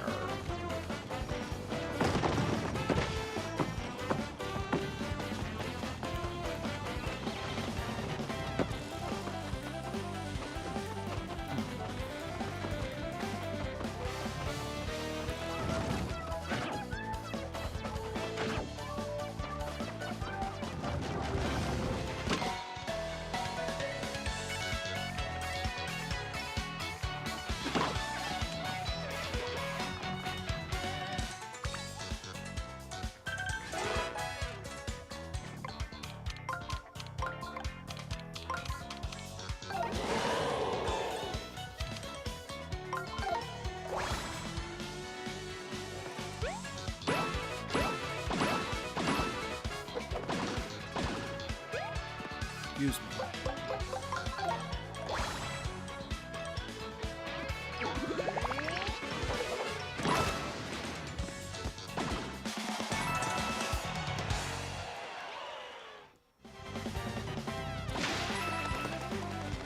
Okay, I see there is a stuff on this. There's a saw pipe is up there. I must be able to drop down. That is the assumption.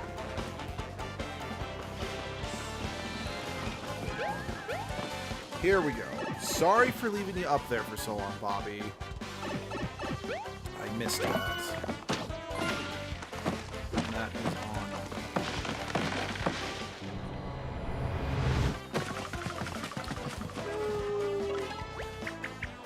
There he goes again. Oh, poor guy. Bobby, where'd you go?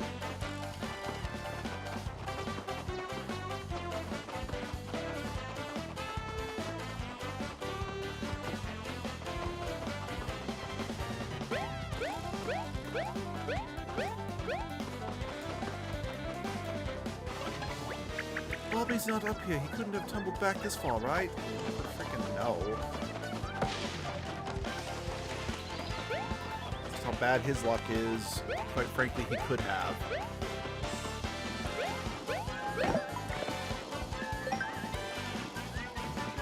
Well, this is where we live now.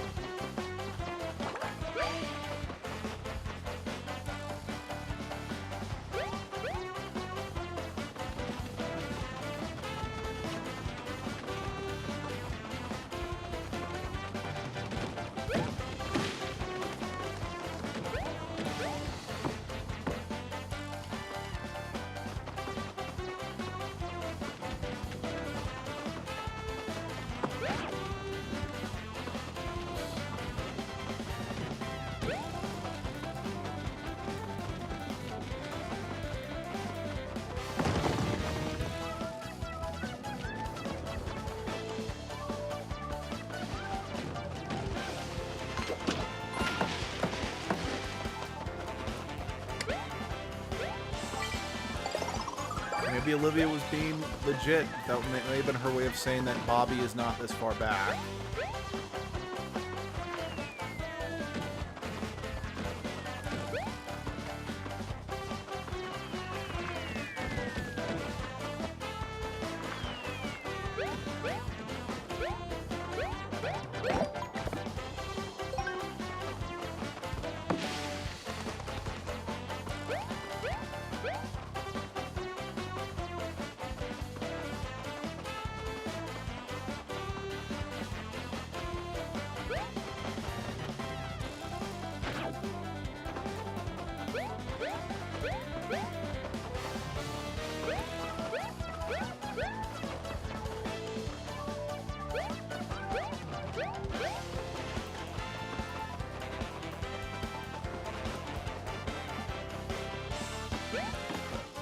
Wait, what the? How'd you get up here?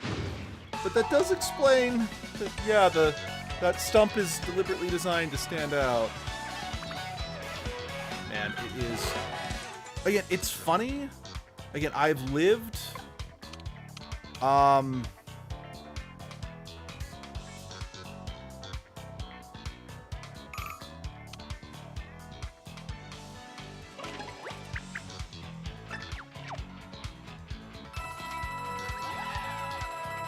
Sorry, I'm not 100% sure how it wants me to set...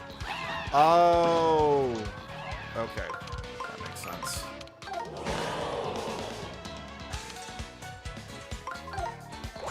It's like, I've lived, you know, in this state that I live in almost my entire life. I say almost because I moved here when I was like 4 and then never left.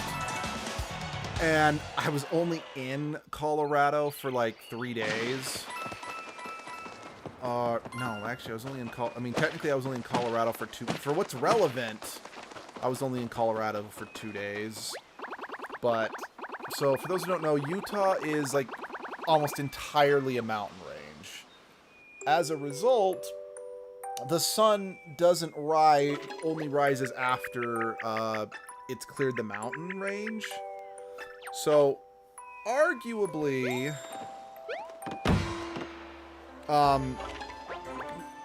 the sun rises later than in other places. Again, because it's got to clear the mountains. But Colorado, even though it's halfway in the mountains, the other half is open plains.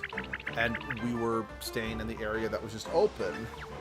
And, geez, like, Abby in particular, she'd never been east of the mountain range that we live in. So it's actually the first time she's ever seen the horizon without mountains in it. And it was just kind of like, holy shit. The sun actually rises a lot earlier because it doesn't have to clear the mountain range. It just comes up over the horizon. Because, like, normally, like, if we were still in Colorado, the sun would be out by now. But it's still dark outside because the sun's being completely blocked by the mountain range. That being said, Abby and I were both also freaking out because it's like we've lived in this mountain range our entire life. So we use the mountains as a way to help orient our sense of direction. So when we went to a place that didn't have mountains, we were like, we're lost, we're confused, we're scared, Mommy.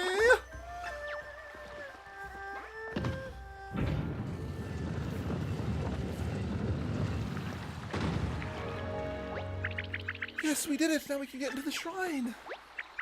Bobby, aren't you coming into the shrine with us?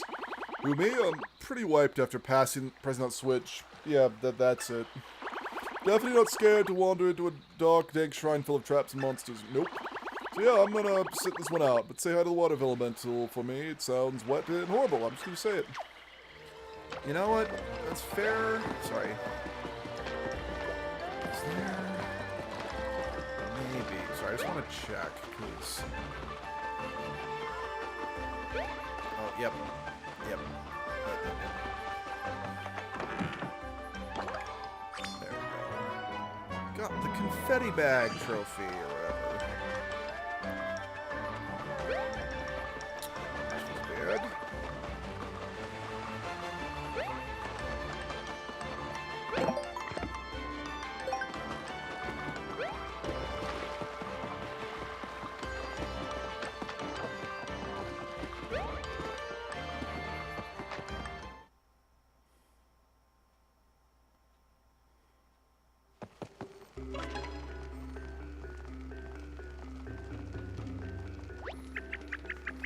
Check out that stone dragon in the back. Is that the water elemental? Oh, Bobby's really missing out.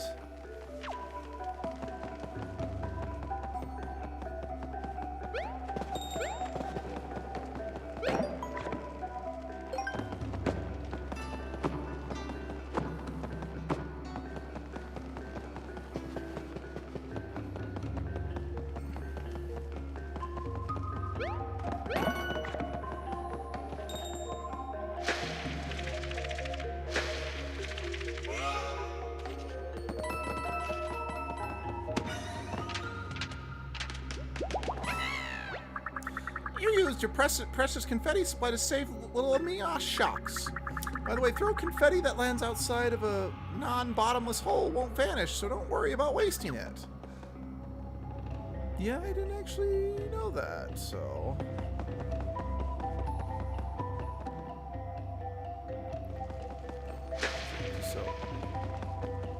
I thought, okay.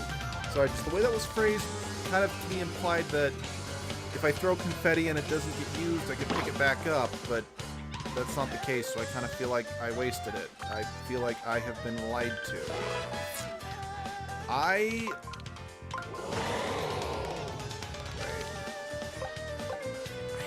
kind of think, like, these things, I can't jump on them because, like, their pins are just sticking straight up in the air. I could be wrong about that, but I, quite frankly, didn't want to risk it.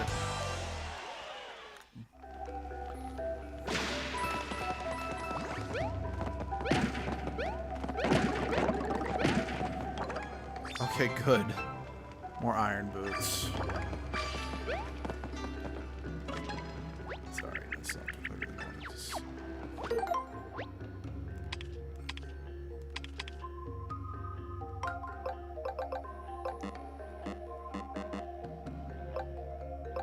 Oh wait, right.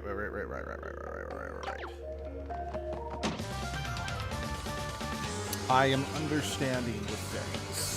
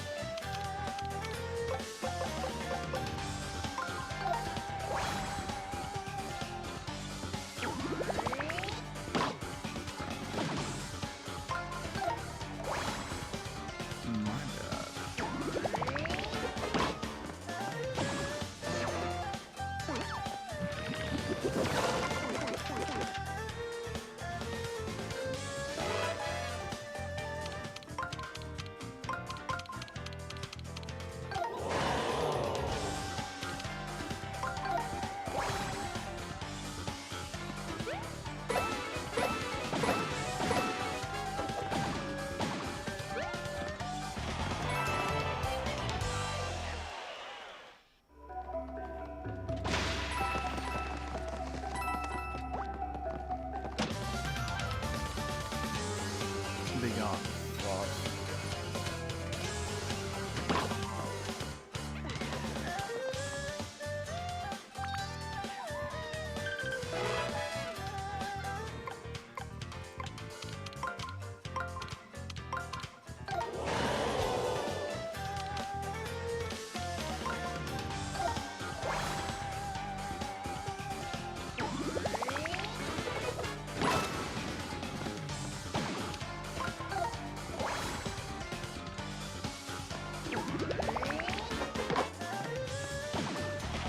I got him. That's what matters.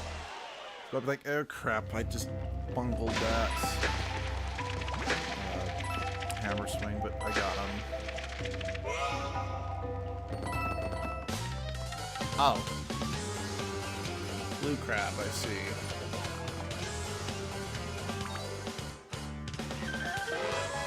I don't like the looks of those things. They're jittering hard.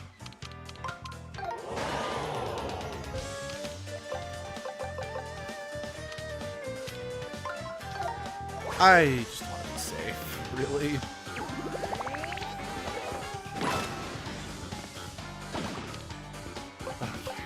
Good.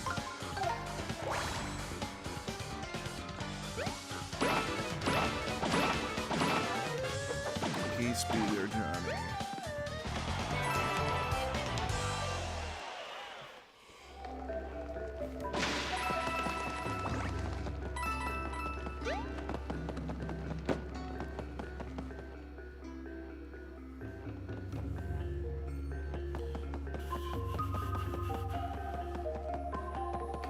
Let us...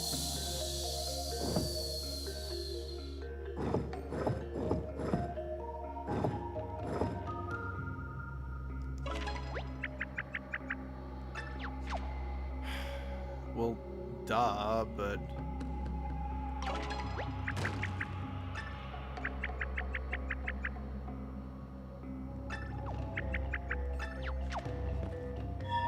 So yeah, like, realistically, that's where it has to be, but...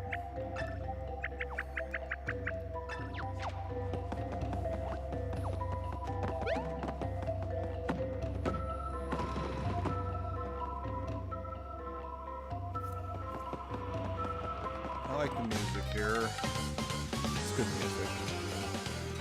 And again, I've just been enjoying the music here in Autumn Plains just in general, you know? Once again, it's good music.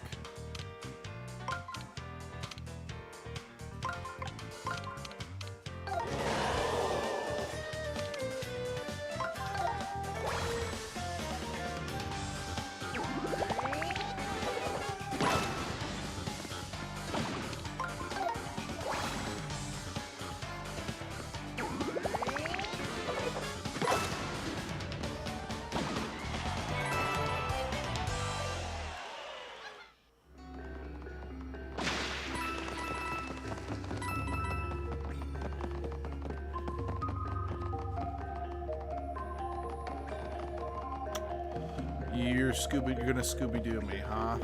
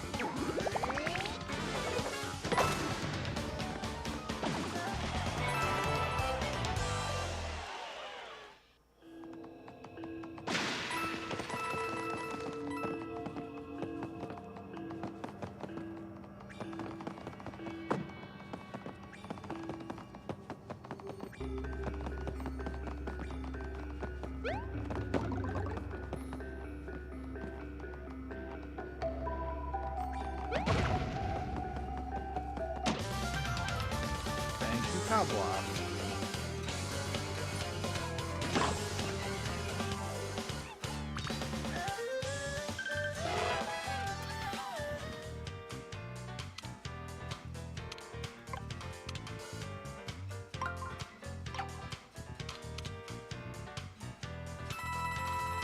I know the solution is probably simple, but just not seeing it at the moment.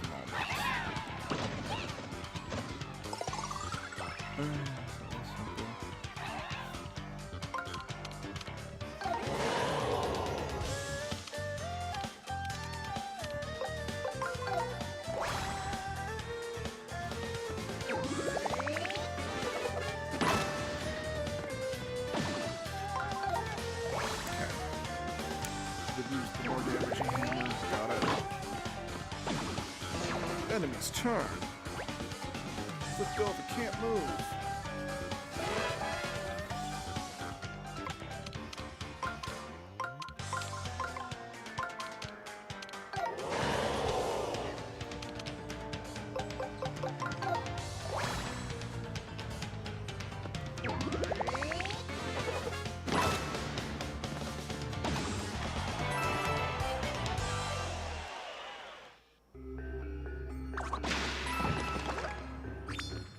Got it. What do you think that thing is? Haven't we seen something squarish like this nearby? Kind of panel-y? Wonder where it was. Olivia, you are so adorably stupid.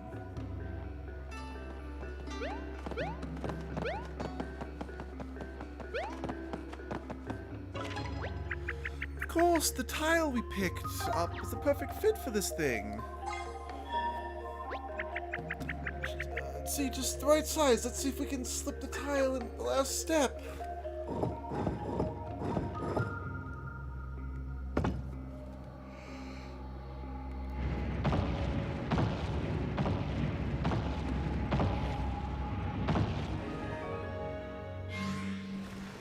And now the dragon speaks. We did it! Look at the water. Where do you think it goes? Probably back to the central chamber. Just. Oh shit! No. Please say it's still there. Please say it's still there. Yes, it's still there. Sweet. Can I get in the water? Yes. Doesn't do anything but this.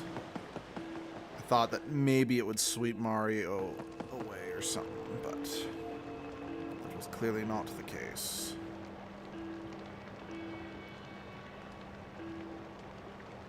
Sorry, just got a message. Just quickly responding to it.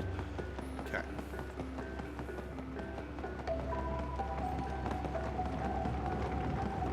You know, the fact that we're visiting places that are just outright called shrines and whatnot, this game has a little more of a Zelda feel to it.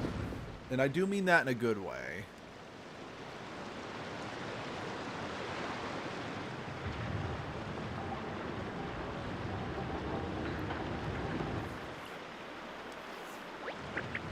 Oh, the water elemental's mouth is half open now.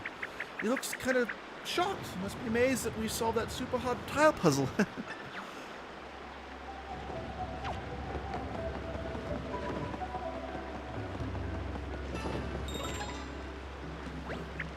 Wow, check out those fangs. I can't wait to see how cool the statue looks with its mouth wide open. I'm pretty sure that's there because I think there's a rolled up toad in one of his mouths, I think. I could be wrong, but that's kind of what it looked like to me. So I think they were calling attention to that to make sure that we catch that, you know?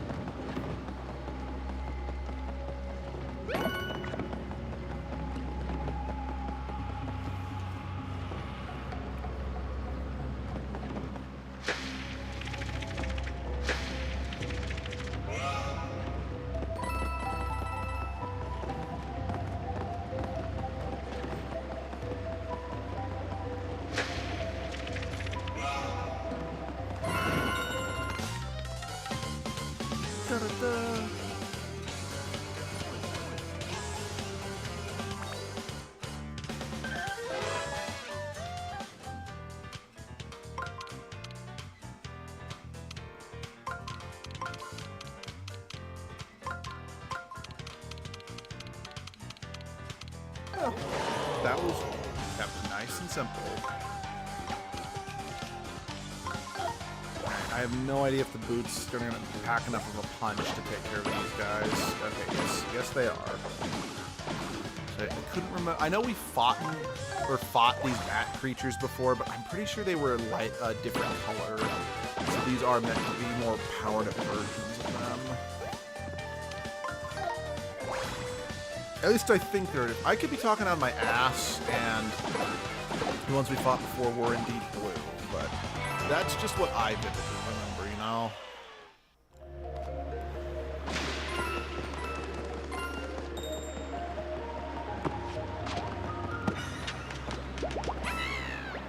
Oh my gosh, Mario.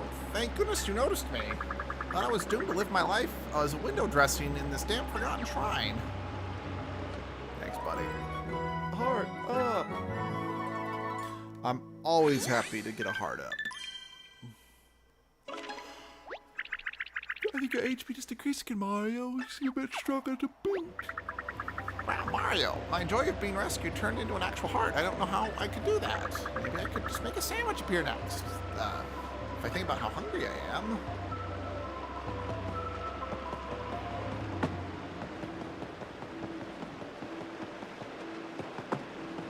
There's something in there.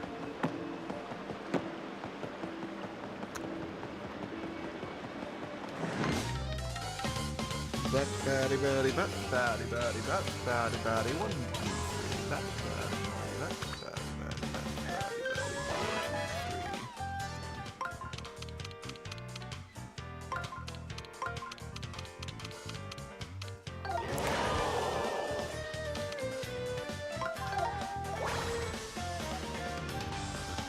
1, 2, 3. Yep, they are correct. I am stronger now.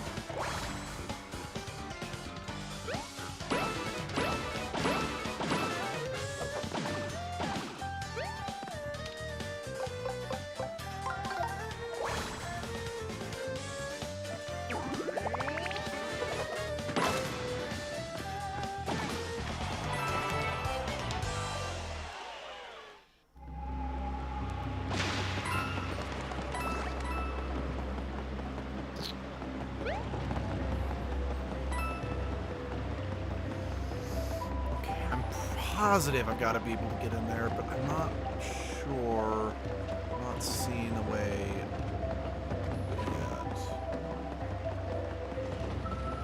I go try it. Trophy! Restaurant fridge. Cool.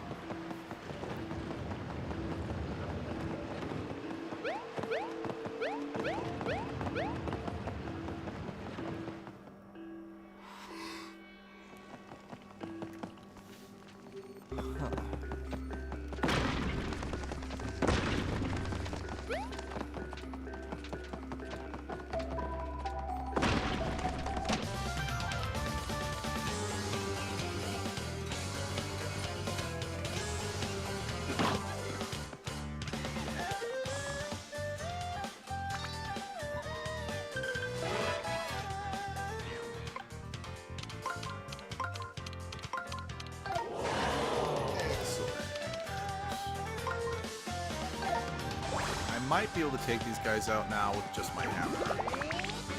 So I got powered up. No. Okay. It looks like they've got 20 HP. So.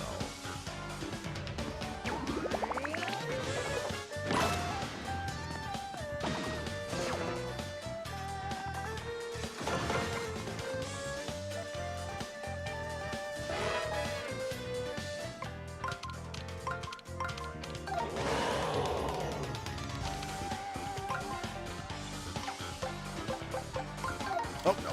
Damn it. That was my bad.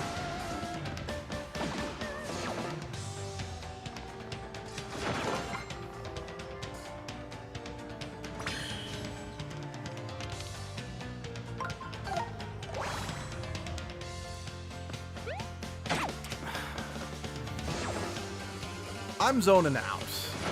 I think my brain is starting to go elsewhere, and I'm making mistakes. Pretty severe mistakes, actually.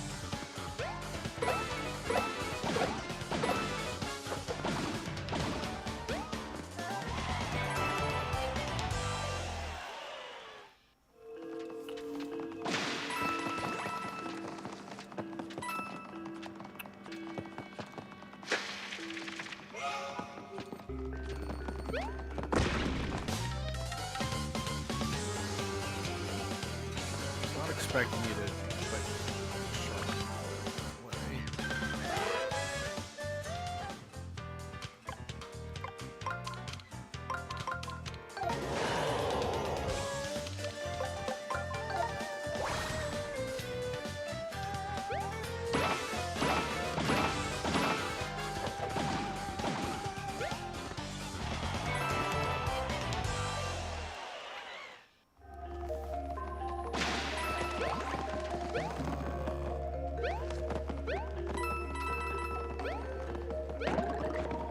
There is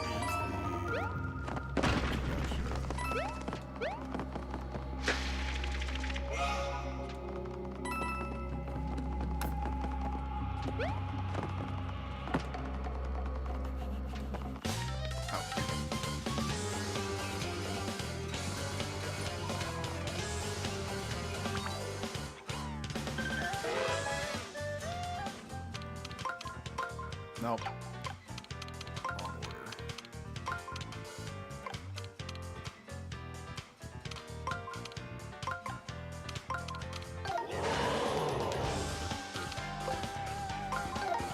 Be gone, foul bitches.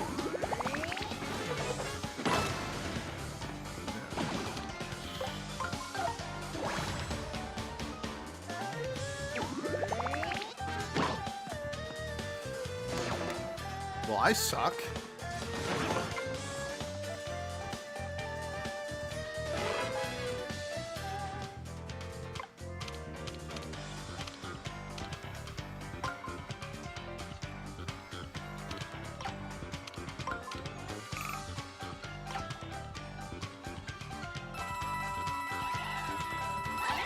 Sorry, I'm gonna need some help to get this to work. I can't do, I'm not gonna get it in 7 seconds.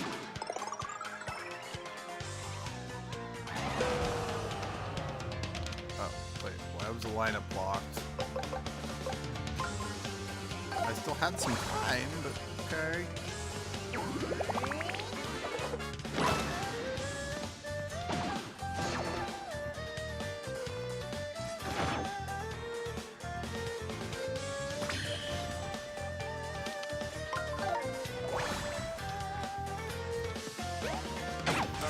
Damn it. Keep forgetting it defaults back to the jump. It doesn't stay on the attack that I just used.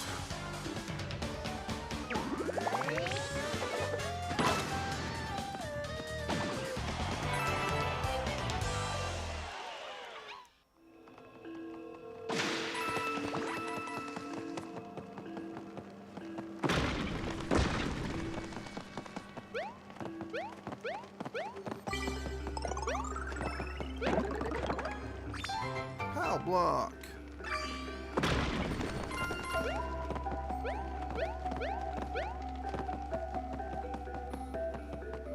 Right. I already did that.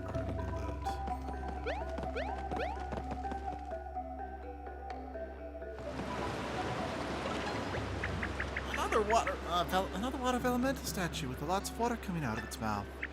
Not sure if it's making me thirsty or the opposite of thirsty, but sure makes me feel something. Anyway, I guess being the water elemental means you just really like water. You have to, right?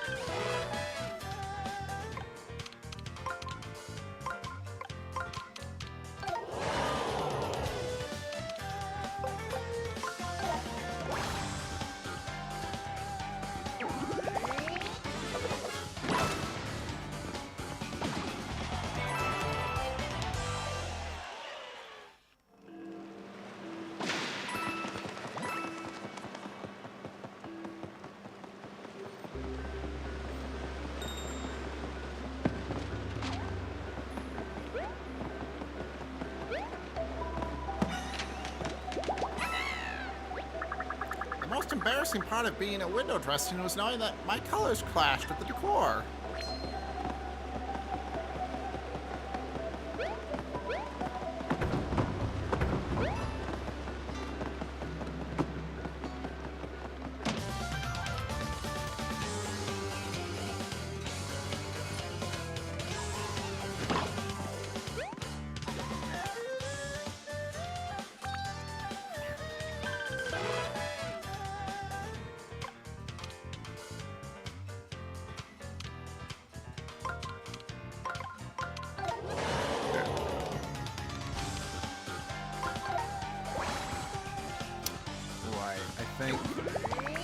So the reason why it was defaulting back to the jump was because since there wasn't a cluster of 4, that arrangement could have been handled with either a hammer or the jump. It was just because, like, that one, like you clearly saw right there, it was it was immediately defaulting to the hammer, but that's just because it's like, well, based on the current setup, that's more what would benefit the situation, you know? I had to make the poor water elemental cry to get through the door. Now I feel like a dick. I don't like making people cry. Oh boy, here we go.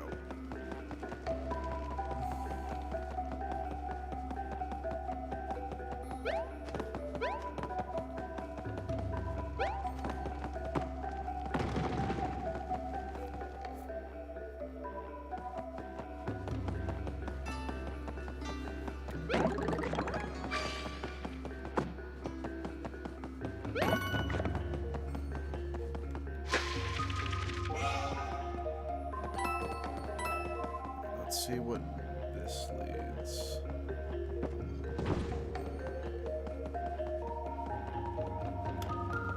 Okay.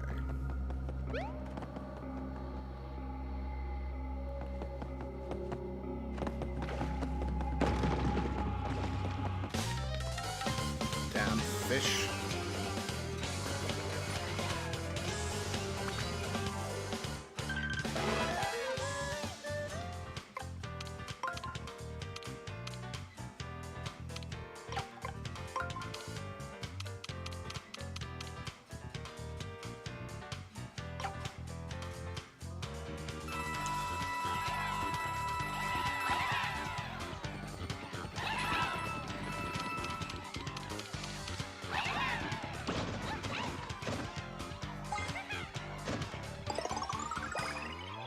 I'd definitely make the crowd happy if they gave me that much.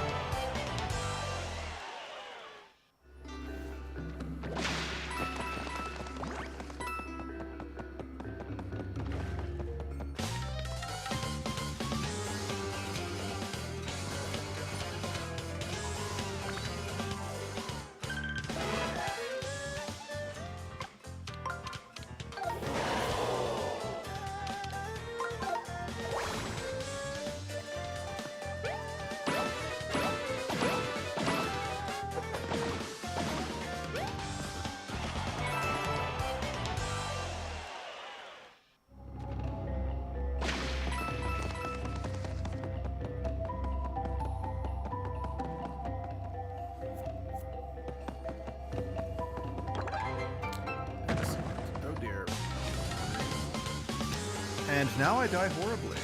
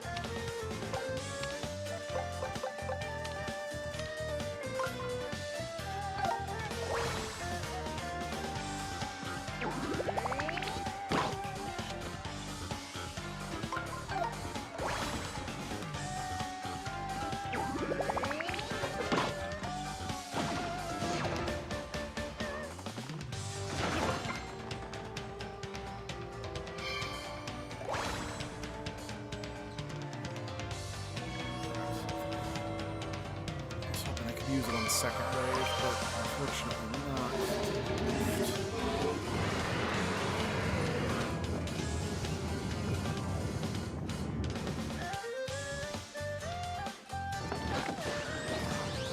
Gamera! Gamera! Next wave.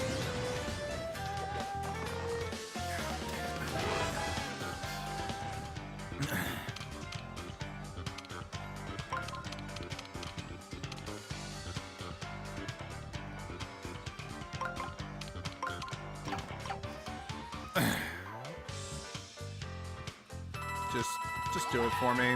I don't feel like working today. Right, and then I can just slide everything back into place. That makes sense.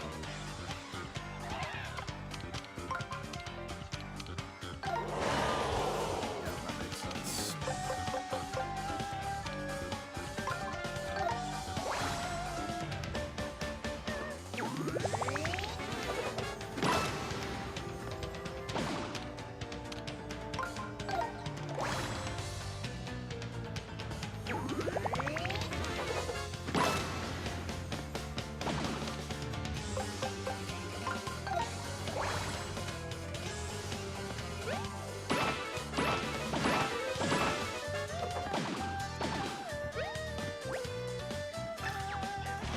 That's fine. I was expecting them to break soon anyway. Got it. Gruvia paddle.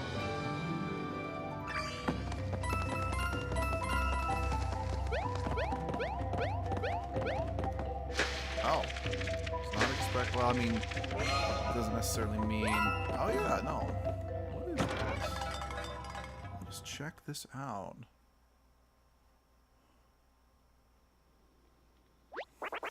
Wow, wow, look who stopped in for a cup of joe. What can I get ya?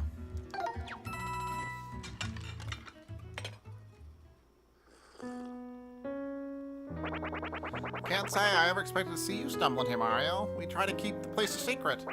Minions can come here and unwind after a long day of pacing back and forth. I'm probably not supposed to be serving you like this, but I'll make an exception. Well, as long as we got you here, Mario, you agree that Koopas are the strongest minions, right? I mean, we're usually the first ones you have to face, you know? We're the front line. That's proof that we're Lord Bowser's favorites. We always give 110%. Keep dreaming, pal. Shy Guys give 120% everywhere. Every day, we're the clear favorites. Which minion was piloting the boss's clown car during the big rescue at Peach's Castle, a Shy Guy? I even heard that the Origami jerk who started this whole mess was disguised as a Shy Guy. That is true. He was disguised as Shy Guy. Get it, you dorks? Sorry, Mario. These two are always going at it like this. Goombas and Shy Guys, Mario and Minions, we're all pressed from the same. We're all pressed from the same pulp. Just drink your coffee. Again, it's little scenes like this with Bowser's minions that do help this game stand out. Okay, I say that, but I genuinely forgot these scenes were in the game. But there's scenes like this that I do genuinely appreciate about the Paper Mario series, because, well, at the very least, I appreciate about this. I'm just saying I appreciate little scenes like that with the bad guys, you know? Alright, this is a much bigger slide puzzle, so let's see what I got.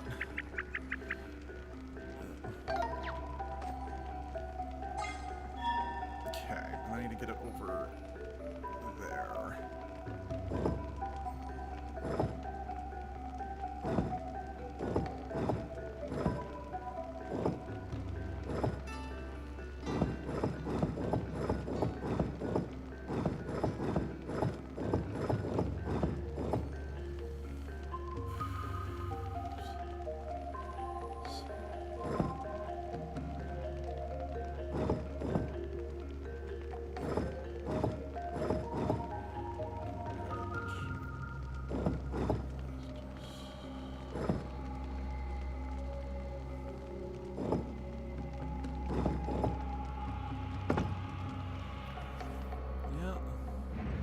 This is gonna take a minute.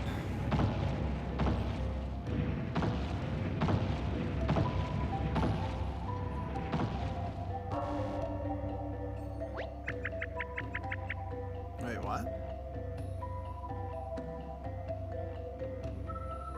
I'm confused. How was that wrong? Oh. Oh. Huh.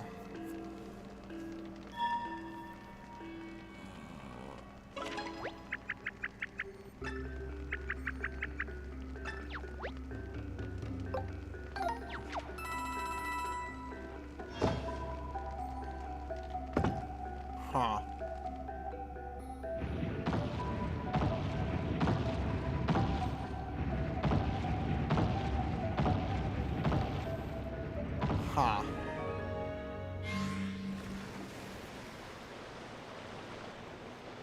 I'm kind of annoyed that there was like a pay-to-win thing, but on the other hand, it was... I've got plenty of money. I don't know. I shouldn't complain too much about having that option when I'm abusing the fuck out of this feature. But at the same time, it's like, I don't have all the time in the world on these streams, especially since today I started later than I wanted to. But that's just because I slept in later than usual after the trip because I was tired. But it's good. I got more sleep. But yeah.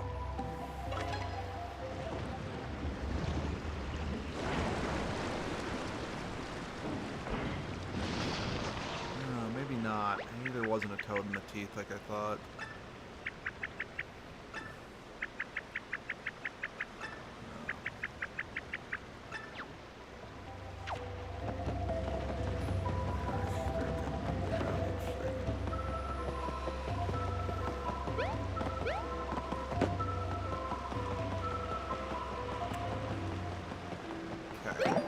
I was really hoping to do the water elemental today, but I am out of time, sadly.